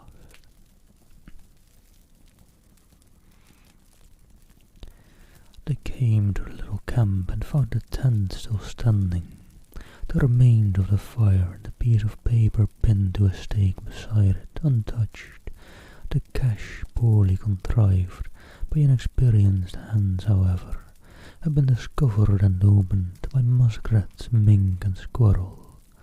The matches lay scattered about the opening, but the food had been taken to the last crumb. "Well, fellers, he ain't here," exclaimed Hank loudly after his fashion. "And that's as certain as the coal supply down below. But what he's got to by this time is about as uncertain as the trading crowns in t'other place." The presence of a divinity steward was no barrier to his language at such a time, though for the reader's sake it may be severely edited. "I propose," he added, "that we start out at once and hunt for him like hell." The gloom of Raffago's probable fate oppressed the whole party with a sense of dreadful gravity the moment they saw the familiar signs of recent occupancy, especially the tent, with a bed of boughs and branches still smooth and flattened by the pressure of his body, seemed to bring his presence near to them. Simpson, feeling vaguely as if his world were somehow at stake, went about explaining particulars in a hushed tone. He was much calmer now, though overworried with the strain of his many journeys. His uncle's method of explaining away, rather, the details still fresh in his haunted memory helped, too, to put eyes upon his emotions.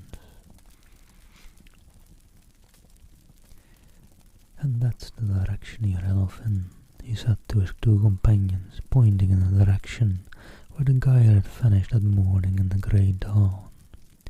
"Straight down there he ran like a deer, in between the birch and the hemlock." Hank and Dr. Cathcart exchanged glances.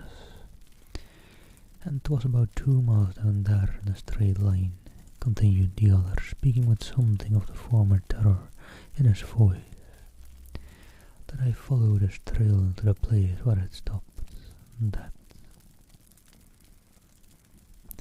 where you heard him calling and caught the stench and all the rest of the wicked entertainment," cried Hank with a volubility that betrayed his keen distress. "And where your excitement overcame you to the point of producing illusions," added Dr. Cathcart, under his breath, yet not so low that his nephew did not hear it. "All right, just let me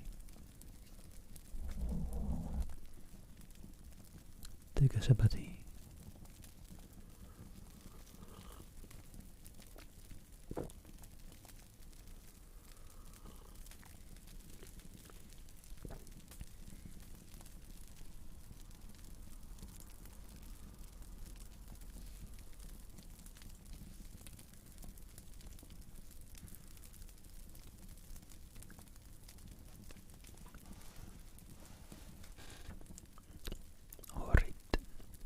It was early in the afternoon, for they had travelled quickly, and there was still a good 2 hours of daylight left.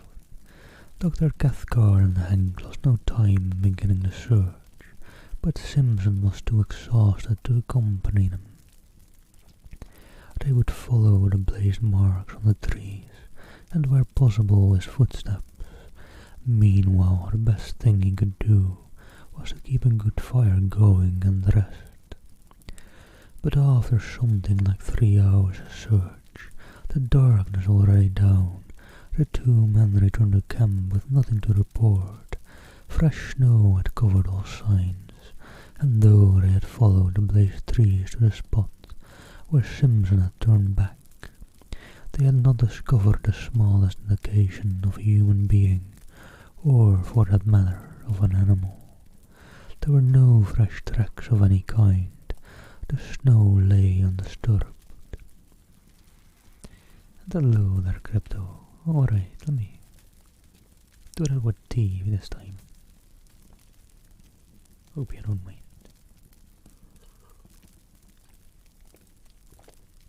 But thank you for keeping me hydrated. Probably a good reminder, need to not let my tea cool down too much. It is best to enjoy it still hot. It was difficult to know what was best to do, though in reality there was nothing more they could do. They might stay in search for weeks, without much chance of success. The fresh snow destroyed their only hope, and they gathered around the fire for supper, a gloomy and despondent party. The facts indeed were sad enough, for the Fago had a wife at the Red Portage, and his earnings were the family's sole means of support. Now that the whole truth in all its ugliness was out, it seemed useless to deal in further disguise or pretense. They talked openly over the facts and probabilities. It was not the first time, even in the experience of Dr. Cathcart, that a man had yielded to the singular seduction of the solitudes and gone out of his mind. The Fago, moreover, was predisposed to something of the sort, for he already had a touch of melancholia in his blood, and his fibre was weakened by bouts of drinking that often lasted for weeks at a time. Something on this trip, one might never know precisely what, had sufficed to push him over the line, that was all. And he had gone off into the great wilderness of trees and lakes, to die by starvation and exhaustion. The chances against his finding camp again were overwhelming. The delirium that was upon him would also doubtless have increased, and it was quite likely he might do violence to himself, and so hasten his cruel fate. Even while they talked, indeed, the end had probably come. On the suggestion of Hank, his old pal, however, they proposed to wait a little longer and devote the whole of the following day from dawn to darkness to the most systematic search they could devise. They would divide the territory between them. They discussed their plan in great detail. All that men could do they would do, and meanwhile they talked about the particular form in which the singular panic at the wilderness had made its attack upon the mind of the unfortunate guide. Hank, though familiar with the legend in its general outline, obviously did not welcome the turn the conversation had taken. He contributed little, though that little was illuminating, for he admitted that the story ran overall this section of country to the effect that several Indians had seen the Wendigo along the shores of 50 Island Water in the fall last year, and that this was the true reason of the Fago's disinclination to hunt there. Hank doubtless felt that he had in a sense helped his old pal to death by over-persuading him. When someone goes crazy, he explained, talking to himself more than the others it seemed, it's always put that he's seen the Wendigo, and poor old Fago was superstitious down to the very hills. And then Simpson, feeling the atmosphere more sympathetic, told over again the full story of his astonishing tale. He left out no details this time. He mentioned his own sensations and gripping fears. He only omitted the strange language used. But Fargo surely had already told you all these details of the Wendigo legend, my dear fellow, insisted the doctor. I mean, he had talked about it, and thus put it into your mind the ideas, which your own excitement afterwards developed. Whereupon Simpson again repeated the facts. The Fago, he declared, had barely mentioned the beast. Simpson knew nothing of the story and, so far as he remembered, had never even read about it. Even the word was unfamiliar.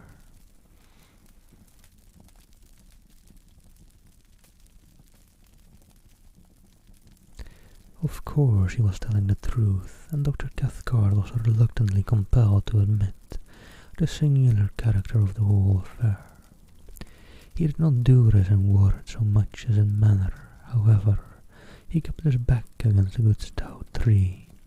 He poked the fire into a blaze the moment it showed signs of dying down. He was quicker than any of them to notice the least sound in the night about him.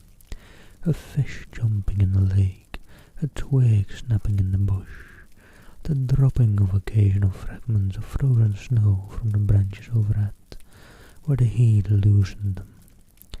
His voice, too, changed a little in quality, becoming a shade less confident, lower also in tone.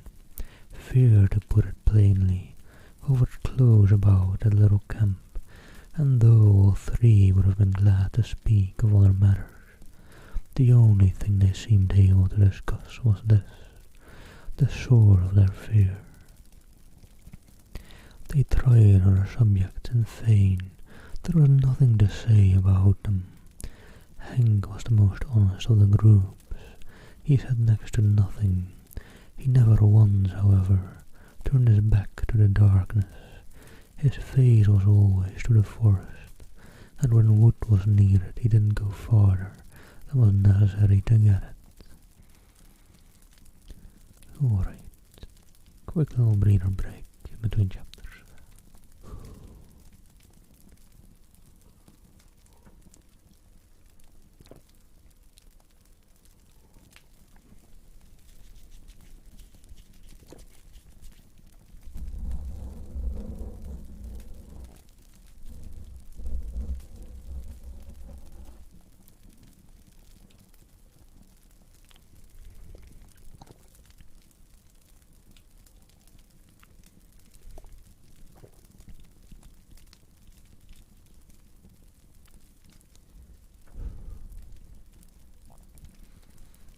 Actually some really nice tea. I've got some mint tea with spices. Gives a nice kick. But alright, chapter 7.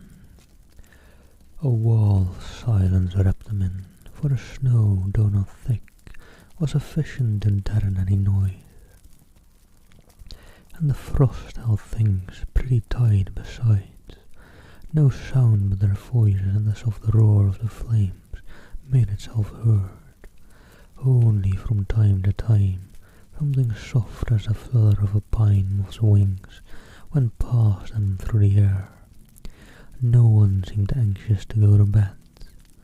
The hours slipped towards midnight.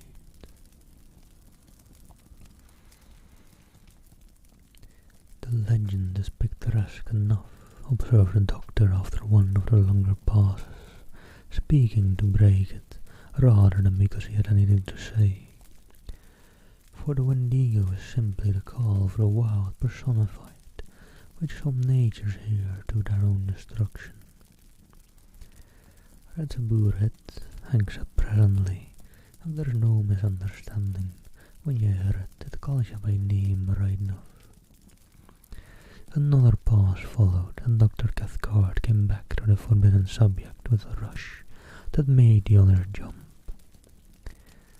The allegory is significant, he remarked, looking about him into the darkness, for the voice, they say, resembles all the minor sound of the bush wind, falling water, cries of the animals and so forth. And once the victim hears that, he's all for good. Of course, his most vulnerable points, moreover, are said to be the feet and the eyes. The feet, you see, for the lust of wandering, and the eyes for the lust of beauty. The poor beggar goes at such a dreadful speed that he bleeds beneath the eyes and his feet burn. Dr. Cathcart, as he spoke, continued to peer uneasily into the surrounding gloom. His voice sank to a hushed low tone. The Wendigo, he added, is said to burn his feet owing to the friction, apparently caused by its tremendous velocity, till they drop off and new ones form, exactly like its own. Simpson listened in horrified amazement, but it was the pallor on Hank's face that fascinated him most. He would willingly have stopped his ears and closed his eyes had he dared.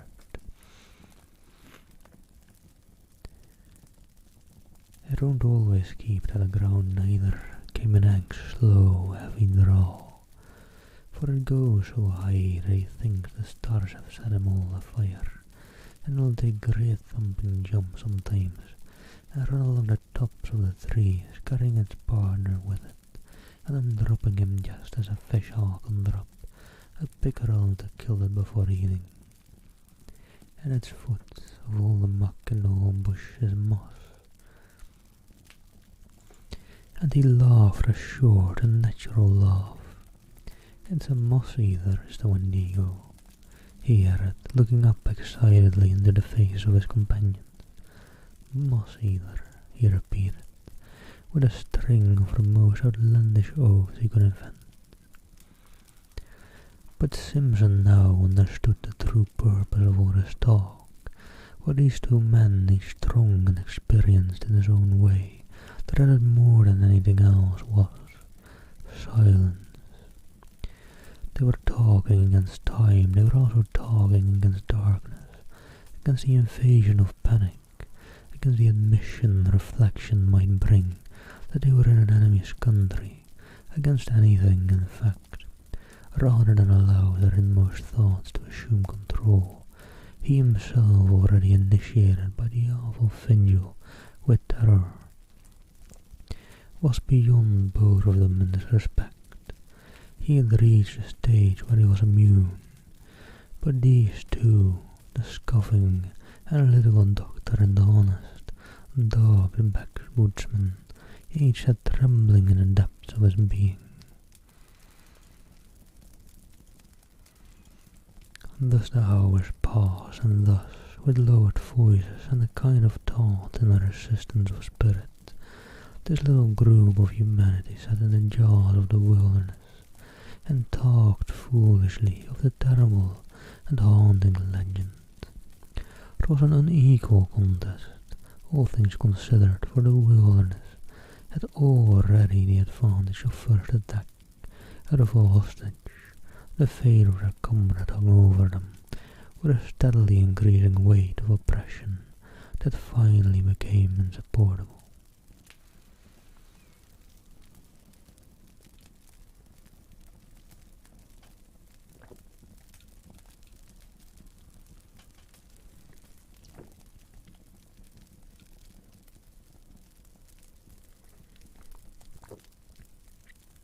Sorry, just finishing my tea before it runs cold.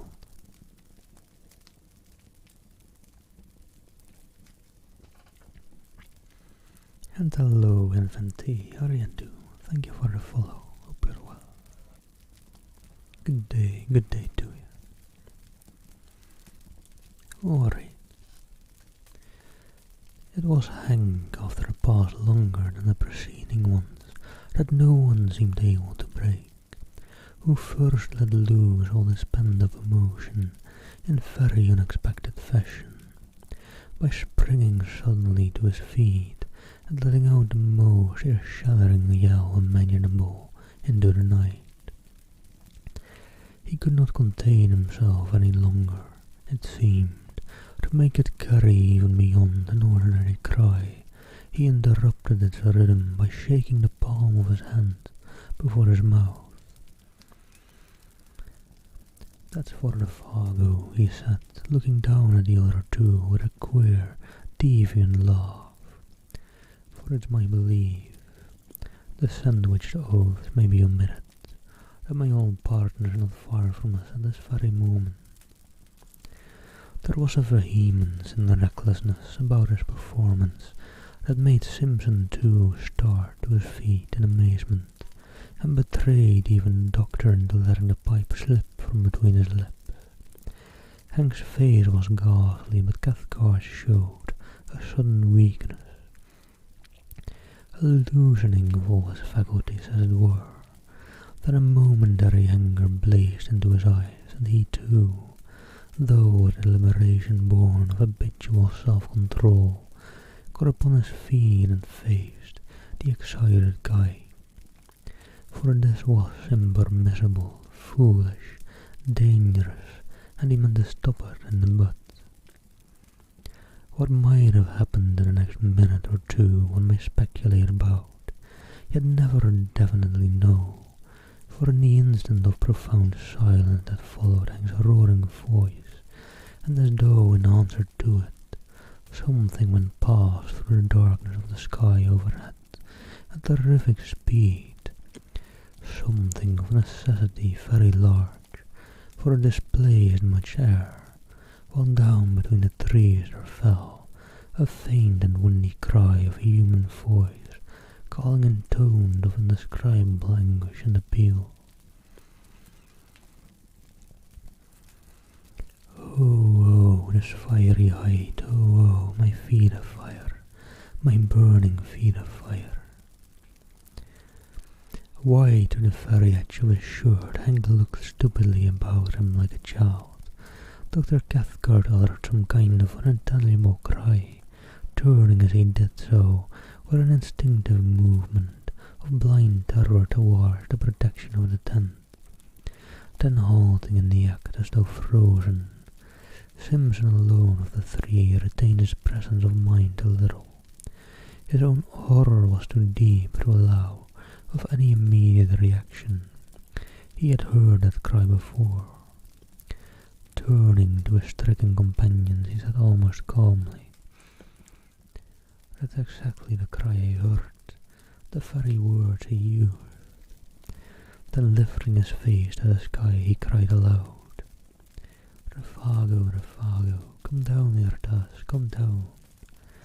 And before there was time for anybody to take definite action, one way or another there came the sound of something dropping heavily between the trees, striking the branches on the way down, and landing with a dreadful thud upon the frozen earth below. The crash and thunder of it was really terrific.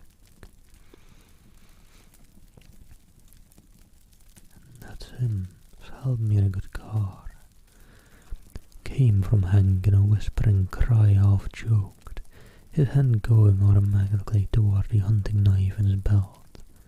"And he's coming, he added, with an irritational laugh of horror, as the sound of heavy footsteps crunching over the snow became distinctly audible, approaching through the blackness towards the circle of light. And while the steps with their stumbling motion moved nearer and nearer upon them, the three men stood around that fire, motionless and dumb. Dr. Cathcart had the appearance of a man suddenly withered. Even his eyes did not move.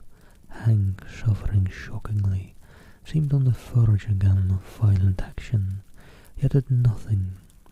He too was hewn of stone, like stricken children they seemed.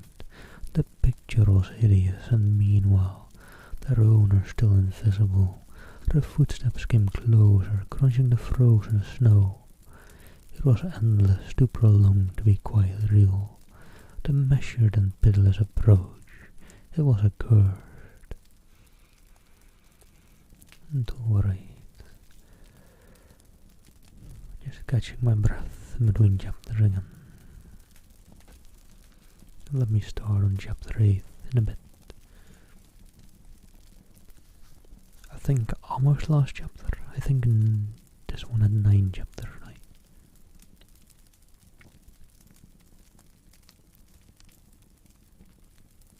Let me see. That'll be 8, that'll be 9. Yeah, actually nearing the end of this book. Entered.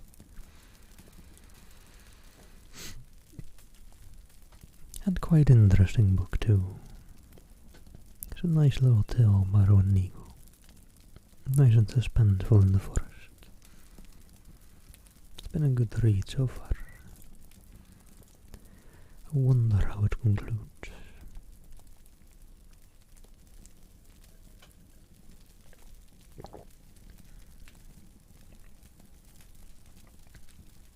Chapter 8. Then at length darkness, having thus laboriously conceived, brought forth a figure.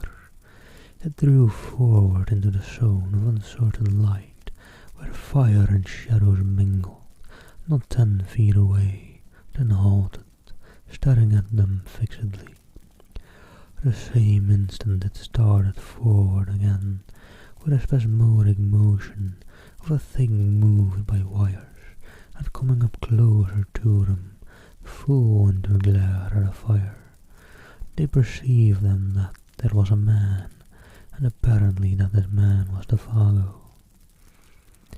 Something like a skin of horror almost perceptibly drew down in that moment over every face, and 3 pairs of eyes shone through it, as though they saw across the frontiers of normal vision into the unknown. The Vago advanced his threat of faltering and uncertain.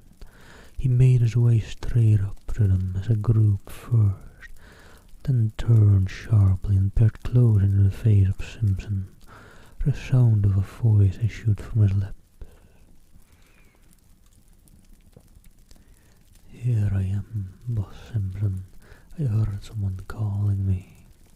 It was a faint, dried-up voice, made wheezy and breathless, as by immense exertion. "I'm having a regular hellfire kind of trip, I am." And he laughed, thrusting his head forward into the other's face. But that laugh started the machinery of the group of waxwork figures with the wax-white skins. Hank immediately sprang forward with a stream of oaths, so far-fetched that Simpson did not recognize them as English at all, but thought he had lapsed into Indian or some other lingo. He only realized that Hank's presence, thrust thus between them, was welcome, uncommonly welcome. Dr. Cathcart, though more calmly and leisurely, advanced behind him, heavily stumbling.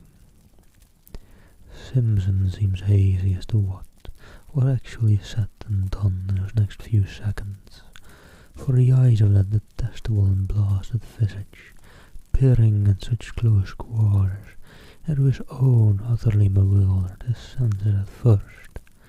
He merely stood still, he said nothing. He had not the trained will of the older men that forced him into action, in defiance of all motion stress. He watched them moving as behind a glass that half destroyed their reality. It was dreamlike, perverted yet, through the torrent of Hank's meaningless phrases.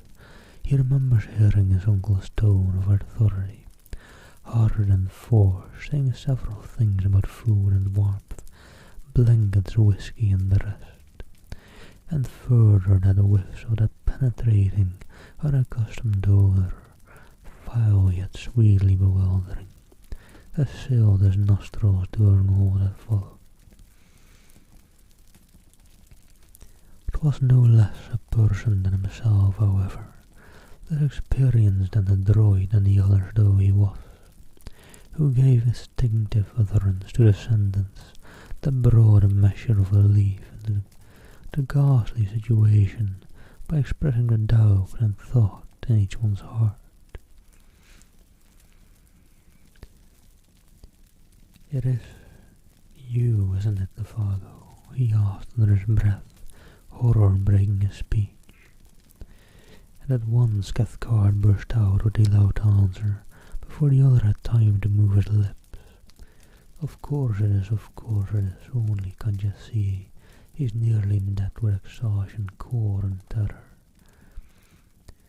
Isn't that enough to change a man beyond all recognition?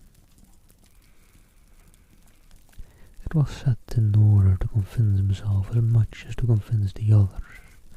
The overemphasis alone proved that, and continually while he spoke and acted, he held a handkerchief to his nose.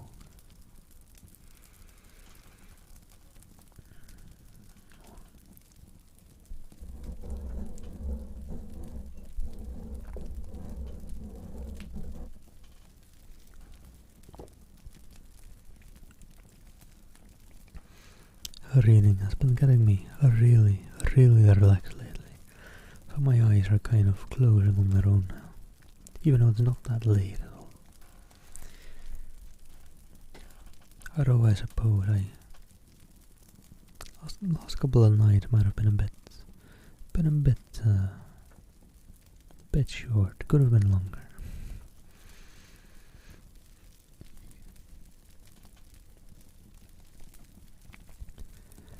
For the Fargos had huddled by the big fire, wrapped in blankets, drinking hot whiskey and holding food in wasted hands, was no more like the guy they had last seen alive than a picture of a man of 60 is like a daguerreotype of his early youth in the costume of another generation. Nothing really can describe that ghastly caricature, that parody masquerading there in the firelight as the Fargo.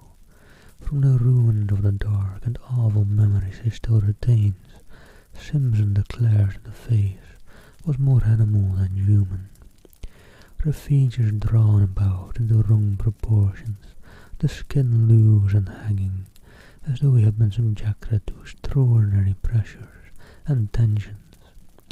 It made him think vaguely of those bladder faces blown up by the hawkers on Ludgate Hill that changed their expression as well, and as they collapse amid a faint and waiting imitation of a voice, but face and voice suggested someone such abominable resemblance, but Cathcart long afterwards seeking to describe the indescribable, asserts that thus might have looked the face and body that had been in air so rarefied that, the weight of atmosphere being removed, the entire structure threatened to fly asunder and become incoherent. It was Hank, though all distraught and shaking with a tearing volume of emotion he could neither handle nor understand, who brought things to a head without much ado. He went off to a little distance from the fire, apparently so that the light should not dazzle him too much, and shading his eyes for a moment with both hands, shouted in a loud voice at all anger and affection dreadfully mingled.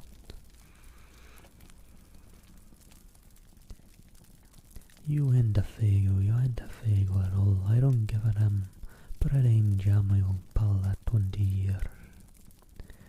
He glared upon the huddled figure as though he would destroy him with his eyes. And if it is, I'll swap the floor of hell with a wire cotton wool on a toothpick, so help me the good God, he added with a violent fling of horror and disgust. 'Twas impossible to silence him. He stood there shouting like one possessed, horrible to see, horrible to hear, because 'twas the truth. He repeated himself in 50 different ways, each more outlandish than the last. The woods rang with echoes. At one time it looked as if he meant to fling himself upon the intruder, for his hand continually jerked towards the long hunting knife in his belt. Hold on one sec.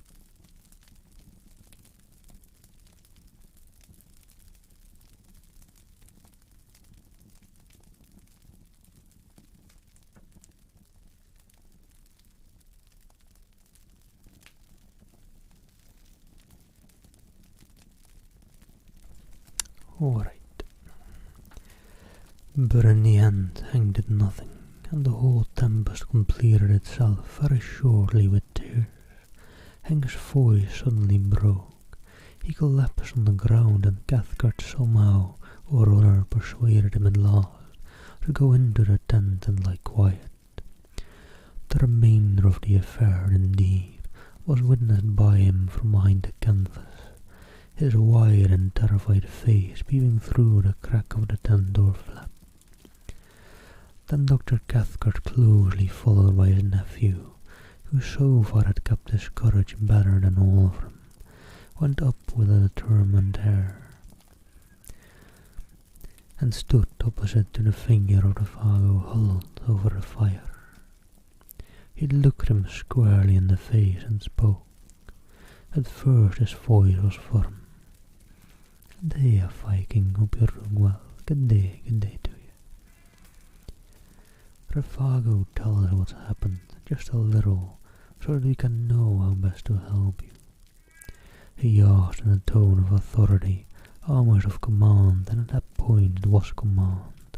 At once afterwards, however, it changed in quality, for the figure turned up to him, a face so piteous, so terrible, and so little like humanity, that the doctor shrank back from him, as from something spiritually unclean. Simpson, watching close behind him, says he got the impression of a mask that was on the verge of dropping off, and that underneath they would discover something black and diabolical revealed in utter nakedness. "Out with it, man, out with it," Cathcart cried, terror running neck and neck with entreaty. "None of us can stand this much longer." It was the cry of instinct over reason. And then the Fago, smiling widely, answered in a thin, fading voice that already seemed passing over into a sound of quite another character. "I seen that great Wendigo thing," he whispered, sniffing the air about him exactly like an animal. "I been with it too." Whether the poor devil would have said more, or whether Dr. Cathcart would have continued the impossible cross-examination cannot be known, for at that moment the voice of Hank was heard yelling at the top of his voice from behind the canvas that concealed all but his terrified eyes. Such a howling was never heard. "His feet, oh God, his feet, look at his great changed feet." The Fago, shuffling where he sat, had moved in such a way that for the first time his legs were in full light, and his feet were visible. Yet Simpson had no time himself to see properly what Hank had seen, and Hank has never seen fit to tell. That same instant, with a leap like that of a frightened tiger, Cathcart was upon him, bundling the folds of blanket about his legs, with such speed that a young student caught little more than a passing glimpse of something dark and oddly messed where moccasined feet ought to have been, and saw even that but with uncertain vision. Then before the doctor had time to do more, or Simpson time to even think a question, much less ask it, the Fago was standing upright in front of them, balancing with pain and difficulty, and upon his shapeless and twisted visage an expression so dark and so malicious that it was in a true sense monstrous. "Now you've seen it too," he wheezed.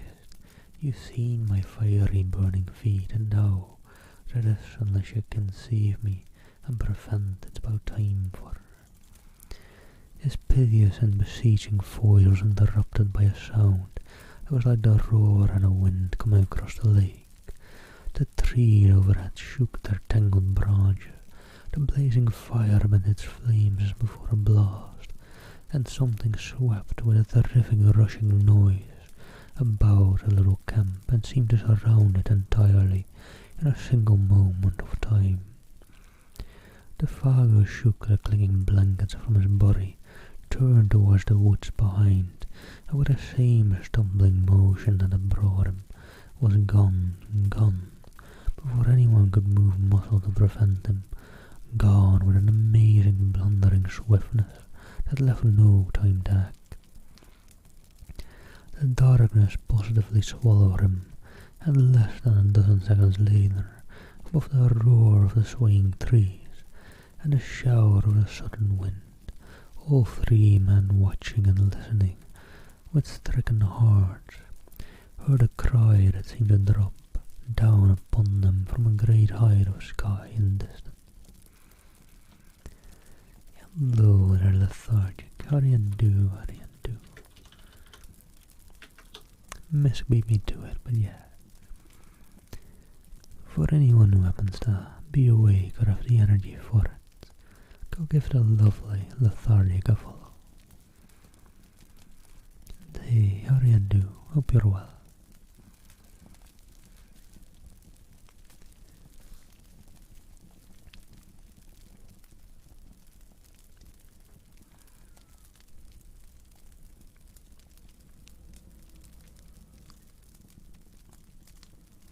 I'm good. Last couple of streams have been a bit rough because I've been getting really sleepy whilst reading myself. Didn't really have that as much before, but I'm just relaxing a lot now as well. A bit ago my eyes were almost closing upon me, but staying awake. It's not even late or anything. Just some short nights I've had, I guess. Not anytime soon. I don't know, I don't sleep in this room. I used to. But I'm kind of transitioning to a new room. But yeah. My PC is still here, but my bed is already in the... well, it's a new bed as well. But the bed I'm sleeping in is in another room. But honestly, once I move my PC there, probably have good sight of my bed. So, honestly, maybe sometime.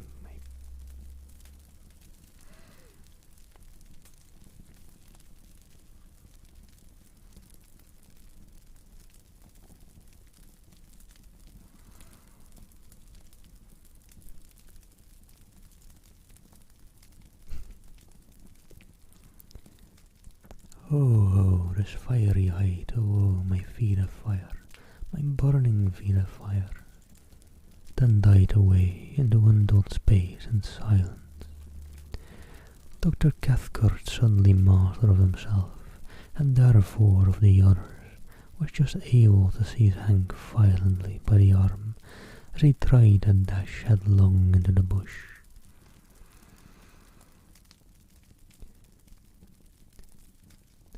"I want to know you," shrieked the guide. "I want to see. There ain't him at all, but some devil that shunned her into his place." Somehow or other, he admits, he never quite knew how he accomplished it. He managed to keep him in the tent and pacify him.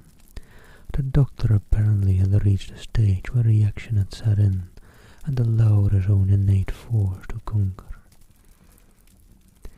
Certainly he managed Hank admirably. 'Twas his nephew, however, hitherto so wonderfully controlled, who gave him most cause for anxiety, for the cumulative strain had now produced a condition of lachrymose hysteria, which made it necessary to isolate him upon a bed of boughs and blankets, as far removed from Hank as was possible under the circumstances.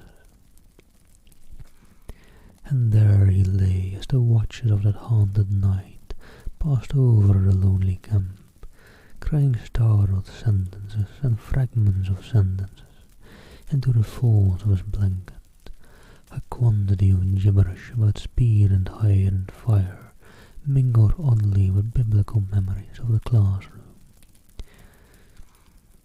People with broken faces all on fire are coming at a most awful pace toward the camp. He would moan one minute and the next would sit up and stare into the woods, intently listening and whisper, "How terrible in the wilderness are or a fear of them that, until his uncle came across to change the direction of his thoughts and comfort him. The hysteria fortunately proved but temporary. Sleep cured him just as it cured Hank. Though the first signs of daylight came soon after 5 o'clock, Dr. Cathcart kept his vigil. His face was the colour of chalk, and there were strange flushes beneath the eyes. An appalling terror of the soul battled with his will all through those silent hours. These were some of the outer signs. At dawn he lit the fire himself, made breakfast and woke the others, and by 7 they were well on their way back to the house camp. 3 perplexed and afflicted men, but each in his own way having reduced his inner turmoil to a condition of more or less systemized order again. Hello there, Fifth. Thank you so much for the 111 berries, or the 111. How do you do? How are ya? Hey,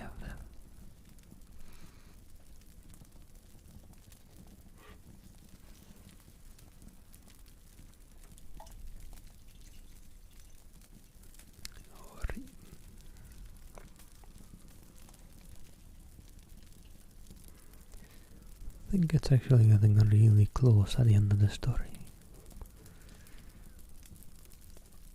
So I'm just kind of wondering, yeah, it's a couple of paragraphs left, one last chapter, but it's pretty short. Hello, for Toxica, I'm from the Netherlands, born and raised, and haven't been out of the Netherlands in a while. I used to go on vacation once or twice with my family, but that kind of fades away at certain ages sometimes, or well, depending on the family. So let me see, am I properly in focus?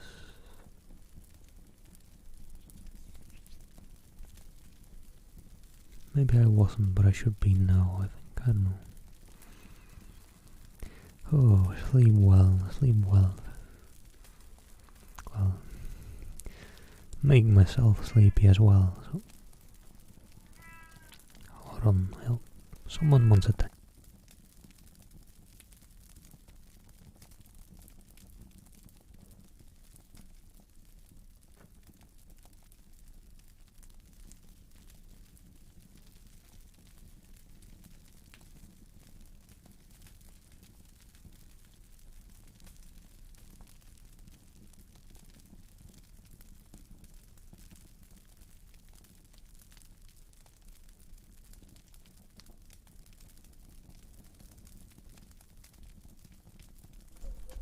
Alright, I'll just pull her on my lap for a bit. I think she wants attention, so just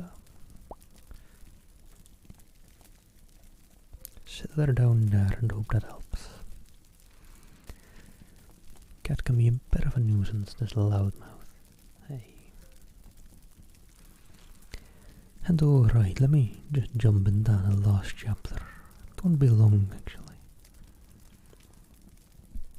And sleep well, Fifth. I think I kind of touched on saying that already, but then someone here started meowing.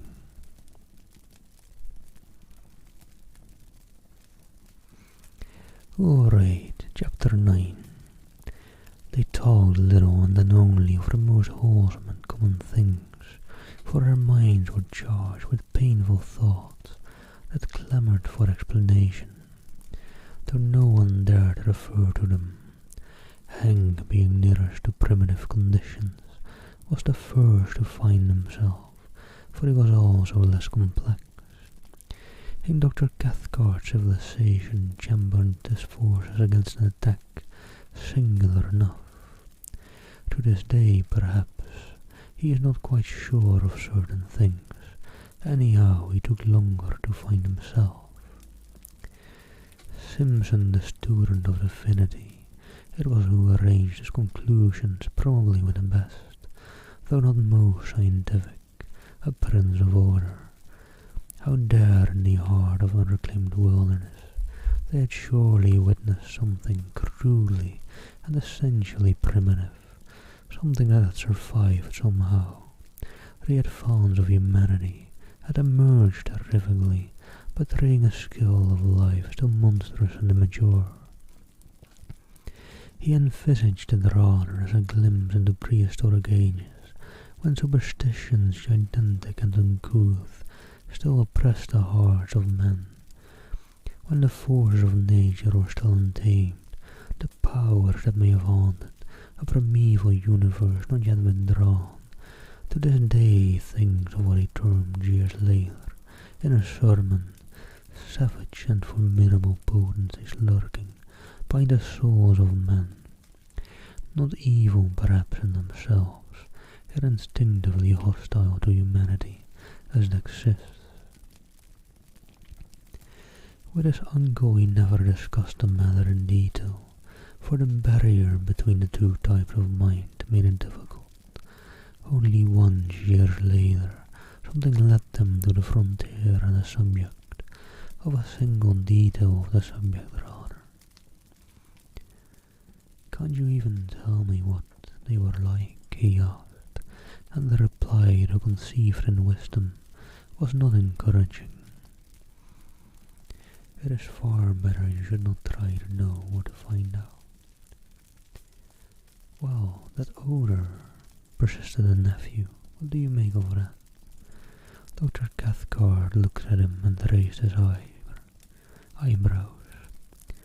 "Odors," he replied, "are not so easy as sounds and sights of telepathic communication.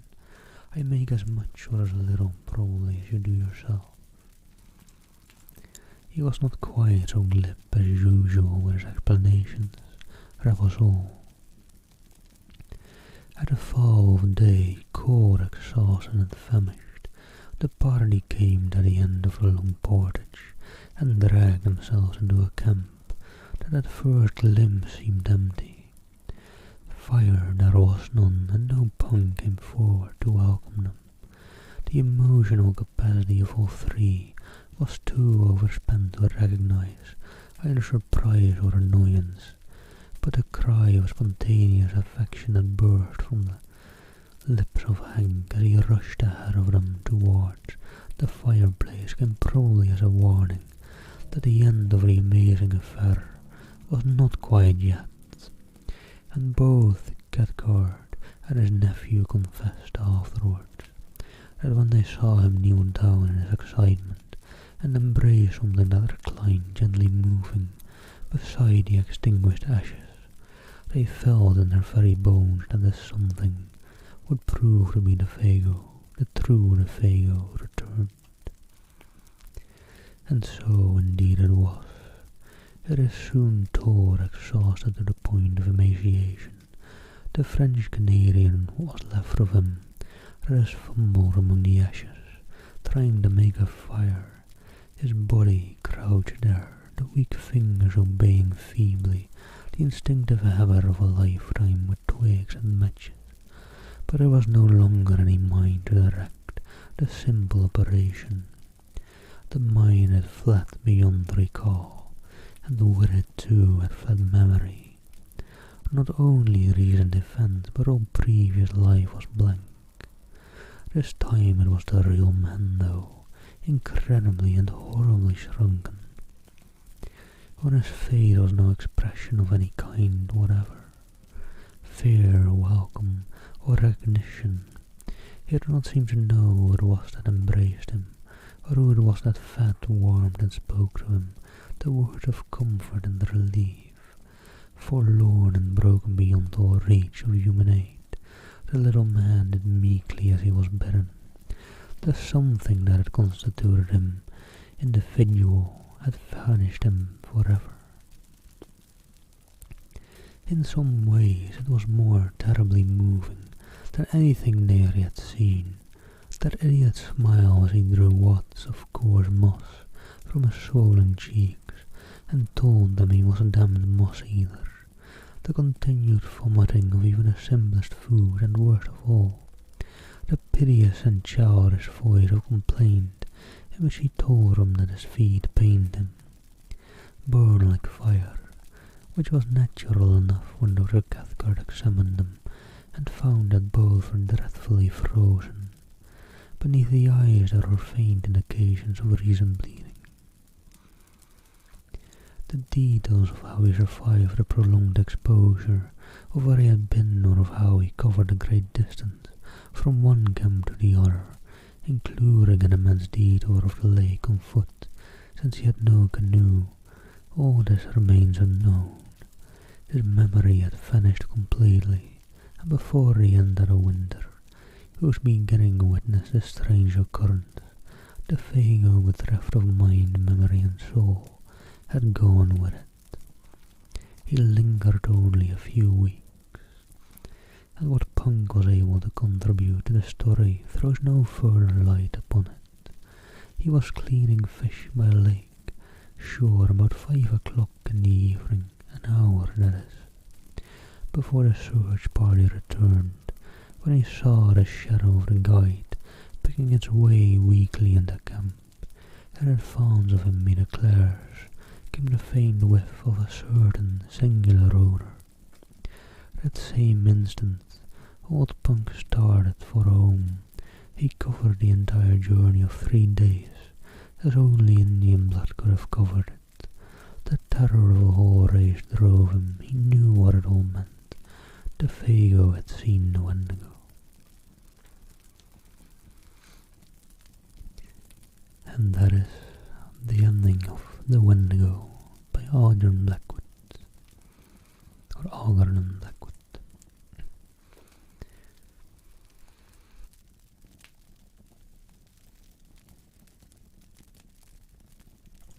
Sorry, just moving my chair forward a bit, trying to avoid my cat, which is lying around the ground there.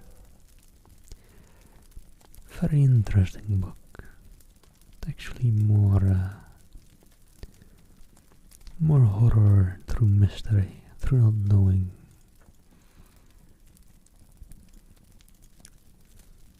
Or through like the unknown. And the likes.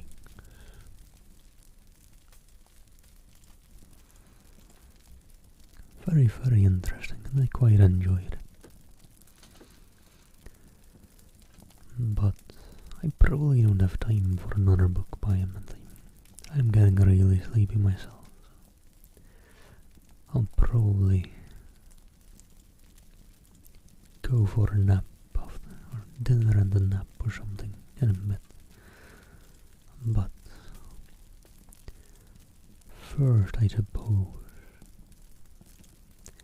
let me maybe, for all the people sleeping, try and warm in and dream over that nightmare of the Wendigo.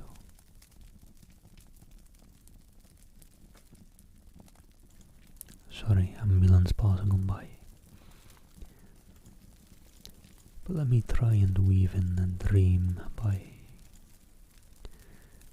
reading a lovely little bedtime story by Abby Phillips Walker. Let's see.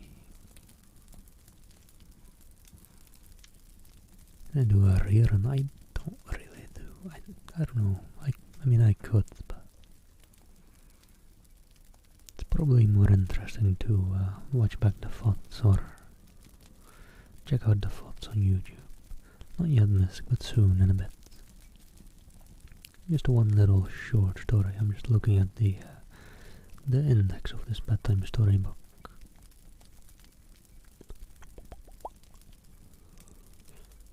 Let's see. Could also just list some titles and see what you all think might sound interesting. The good sea monster, Mother Turkey and her chicks, the fairies and the dandelion, Mr. Possum, the rooster that crowed too soon, Tearful, Hilda's mermaid, the mirror dream, the contest, the pink and blue axe, why the morning glory sleeps, Dorothy in the portrait, Kit, the shoemaker rat, the puppies, little china doll, the disorderly girl, the wild old gander, Steiner cat and the witch, the star and the lily, lazy grey, the old grey hen and the worsted doe. That's all the stories in this collection. I'm not missing. I'm from the Netherlands.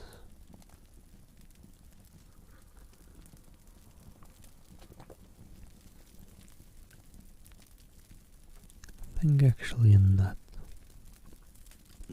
why the morning glory sleeps. Sounds fun. Sounds like a good little short bedtime story to end off on.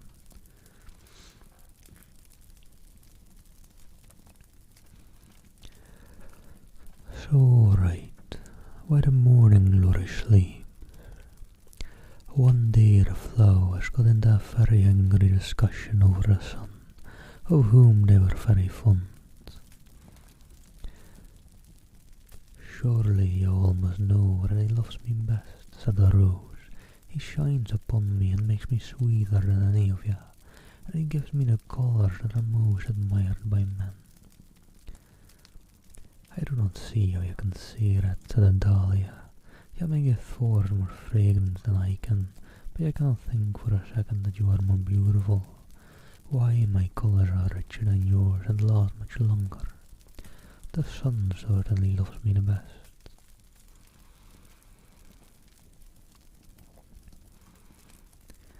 The modest lily looked at the dahlia and said in a low, sweet voice, I do not wish to be bold, but I feel that the sun loves me, and that I should let you know that he gives to me more fragrance than to any of you. Ho, ho, here, lily, said the others in chorus. She thinks the king of day loves her best. The lily hung her head and said no more, for the other flowers quite frightened her with their taunts. How can any of you think you are the best beloved of the sun, said Gordon Glow, when you behold my glowing colour which the sun bestows on me? Do any of you look so much like him as I do? No, indeed, he loves me best. The hollyhock looked down on the others with pitying glances. It is plain to be seen that you have never noticed that the sun shines on me with more warmth than on you, and now I must tell you he loves me best and gives me the tenderest of his smiles. See how tall I am and how gorgeous are my colours. He loves me best. Oh, Kid Sweatshirt Gaming, I just got done with a Wendigo from which is in that collection of books by Algernon Blackwood. But I'm currently reading a bedtime story from The Sandman's Hour, I think, something like that. The Sandman collection, one of the two.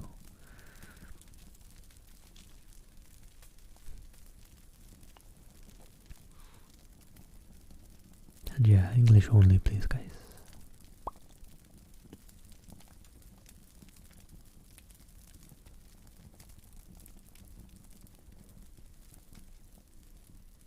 Them's the rules.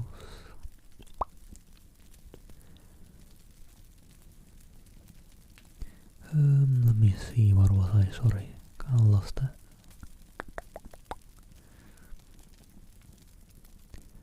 When it comes to sweetness, I'm sure you have forgotten me, said the honeysuckle, where the king of the day loves me best. You may be sure he makes me give forth more sweetness than any of you. You may be very sweet, said the pansy, but surely you know that my pet name is Heartsease, that the sun loves me best. To none of you does he give such velvet beauty as to me. I am nearest his heart and his best beloved. Hey, Ashri, and I'm sorry, I'm just reading for a bit. No, I don't know Finnish. English only, please. I'll do that one after this little story that I'm missing, if you don't mind. morning glory listened to all this with envy in her heart. She didn't give forth sweetness as many of the others, neither did she possess the beauty of the rose or the pansy. If only I could get him to notice me, she thought. I am dainty and frail, and I'm sure he would admire me, if only he could behold me. But the others are always here, and in such glowing colours, that poor little me is overshadowed by their beauty. All day morning glory thought of the sun, and wondered how she could attract his attention to herself. And at night she smiled, for she had thought of a plan. She would get up early in the morning and greet him before the other flowers were awake. She went to bed early that night, so that she might not oversleep in the morning. And when the first streak of dawn showed in the sky, morning glory opened her eyes and shook out her delicate folds. The dew was on her, and she turned her face toward the sun. As soon as she peeped into the garden, the sun beheld her. "How dainty and lovely you are," he said. "I have never noticed before the beauty of your colours, morning glory." And he let his warm glances fall and linger upon her. The sunflower all this time was watching with jealous eyes, for she was the one who had always welcomed the sun, and this morning he seemed to have entirely forgotten her. Still Sunflower kept her gaze upon them, and wondered what she could do to win back her king from the delicate little morning glory. But as she looked, she saw the morning glory sway and nod her head. "She is going to sleep," said the Sunflower. "His warm breath makes her drowsy, or else she shows it was up so early that she cannot keep awake." While the Sunflower watched, sure enough, the morning glory nodded and closed her eyes. She was fast asleep, and the fickle sun, seeing that she no longer looked upon him, looked away and beheld the Sunflower looking toward him with longing eyes. "Good morning, King," she said, as she caught his eye, and she was wise enough not to let him know she had seen him before. So the sun smiled and turned his face upon them all, and the Sunflower kept to herself what she had seen, knowing full well that she was the one who knew best how to keep his first and last glances. A little later one of the flowers called out, "Look at morning glory. Glory, she is still sleeping. Let us tell her it is time to awaken." Morning glory, they called, but she did not answer. She was sound asleep.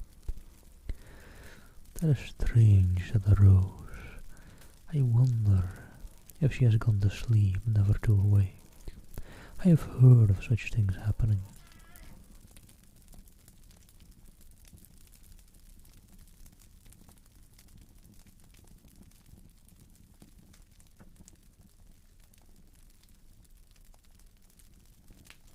Hello, Blout, how you do? Sorry, just muted there real quick to get this loudmouth on my lap, but she's hopefully a bit more silent.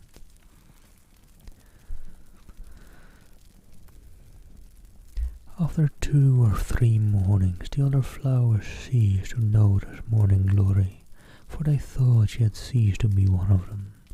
But the wise Sunflower kept her own counsel. She knew that morning glory had to sleep all day, in order that she might not miss the sun. But as I told you, she was wise enough not to complain, and she kept his love to her by so doing. That's actually a nice little bedtime story. Just kind of a bedtime story relating to the flowers, explaining different flowers, like earlier I did the lily, which I'm not very botanically inclined, but I think it had something along the lines of the lily nodding its head. And I think oftentimes lilies in the wilds, they kind of start growing down a bit, right? And it sounds real dumb if that ain't true, but alright.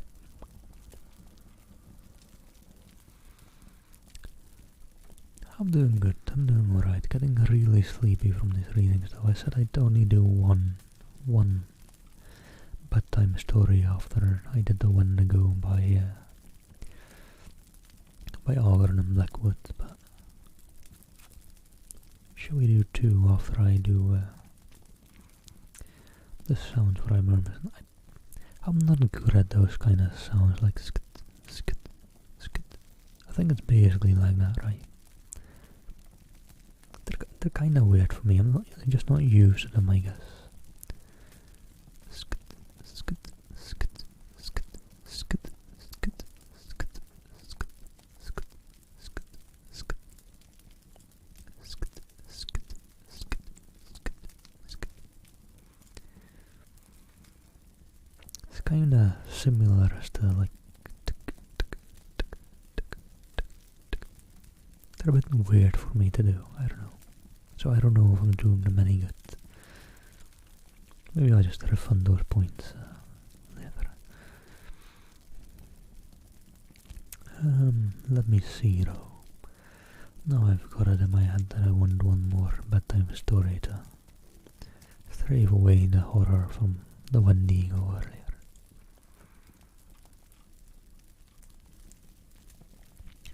Well then, alright. The mirror dream. The very idea of putting me in the attic at the old-fashioned table that had spread out both leaves in a gesture of despair. I have stood in the parlour downstairs for 50 years, and now I am consigned to the rubbish room. And it dropped its leaves at its side with a sigh. I was there longer than that, said the sofa. Maybe a courtship I have helped along. And what do you think of me? Asked an old mirror that stood on the floor, leaning against the wall, to be brought to the attic after reflecting generation after generation over the famous beauties of looks into my face. It is a degradation from which I can never recover. This young mistress who has come here to live does not seem to understand the dignity of her position. Why, I was in the family when her husband's grandmother was a girl, and she has doomed me to a dusty attic to dream out the rest of my days. The shadows deepened in the room, and gradually the discarded mirror ceased to complain. It had fallen asleep, but later the moonlight streamed in through the window and showed that his dreams were pleasant ones, for it dreamed of the old and happy days. The door opened softly, and a young girl entered. Her hair was dark and hung in curls over her white shoulders. Her dark eyes wandered over the room until she saw the old mirror. She ran across the room and stood in front of it. She wore a hoop skirt over, which hung her dress of pale grey, with tiny pink ruffles that began at her slender waist and ended at the bottom of her white skirt.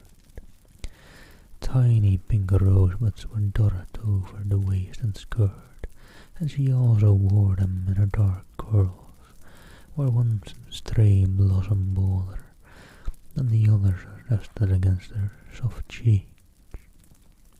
She stood before the mirror and gazed at the reflection a minute. Then she curtsied and said with a laugh, "I think you will do. You must speak tonight." She seemed to fade away in the moonlight, and the door opened again, and a lady entered, and with her came 5 handsome children. They went to the mirror, and one little girl with dark curls and pink cheeks went close and touched it with her finger. "Look," she said to the others, I looked just like the picture of mother when she was a girl. And as they stood there, a gentleman appeared beside them, and put his arm around the lady, and the children gathered around them. They seemed to walk along the moonlight path, and disappear through the window. Softly the door opened again, and an old lady entered, leaning on the arm of an old gentleman.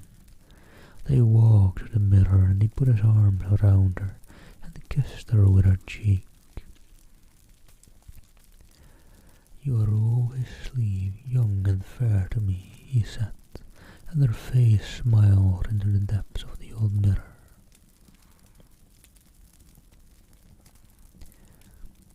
The moonlight made a halo around their heads as they faded away.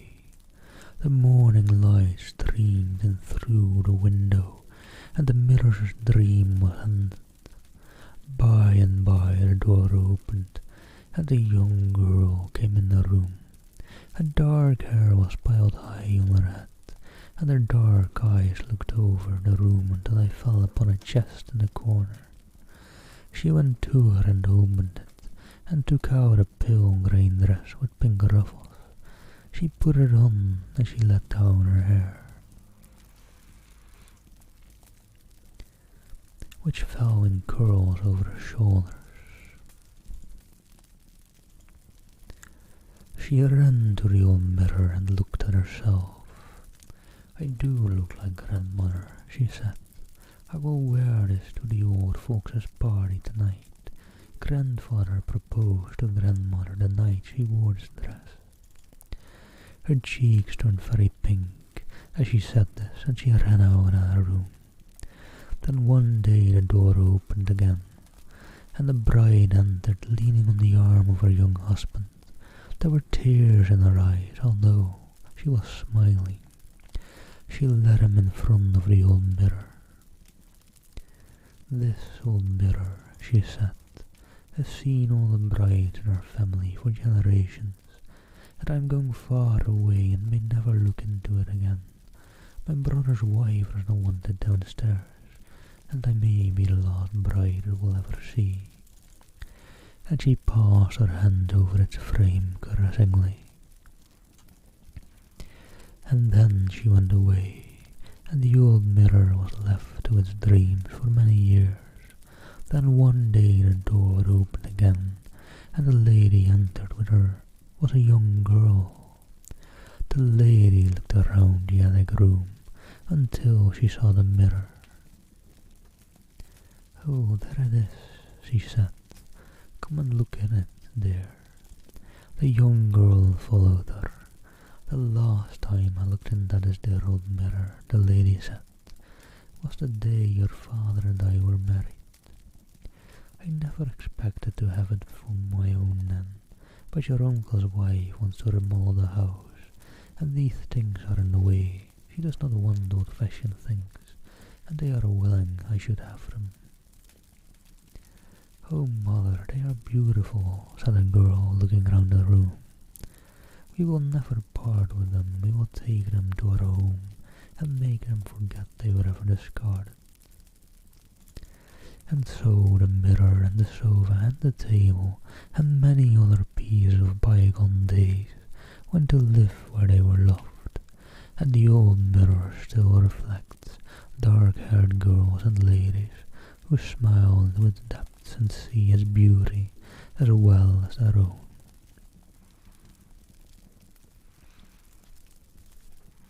And that's a very sweet little bedtime story to end it off on.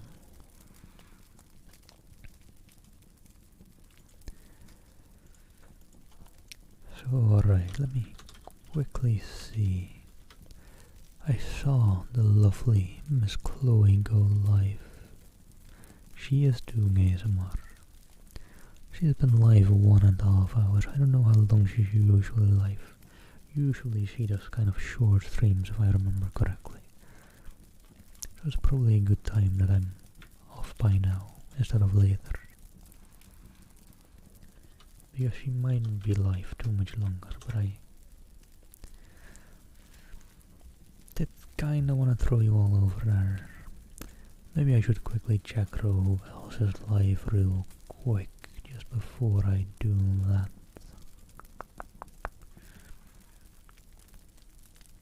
So if there's someone I could help out with, like getting partner or so, that might be nice as well.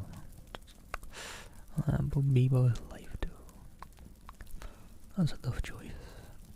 Jojo just went live, and Simulink live, and the Rory Rape. And Nordless, but yeah, see even higher up. Let me just raid Miss Chloe. I don't know. I like her. She's such a kind soul, and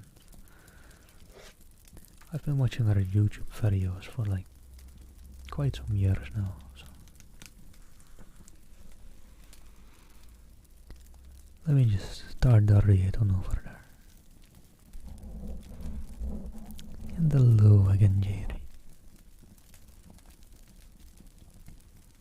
Oh, no worries, Jerry. I've gotten quite sleepy myself from it, so I'll probably make some quick dinner, then take a nap. I'm getting old, so it seems. But yeah, thank you all for having been here today. Hope you all enjoyed. Much love to you all. Take care. And I hope you all enjoy the lovely Miss Chloe ASMR, her ASMR.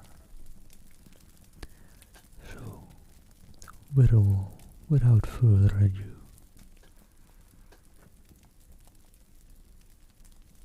see you all some other time.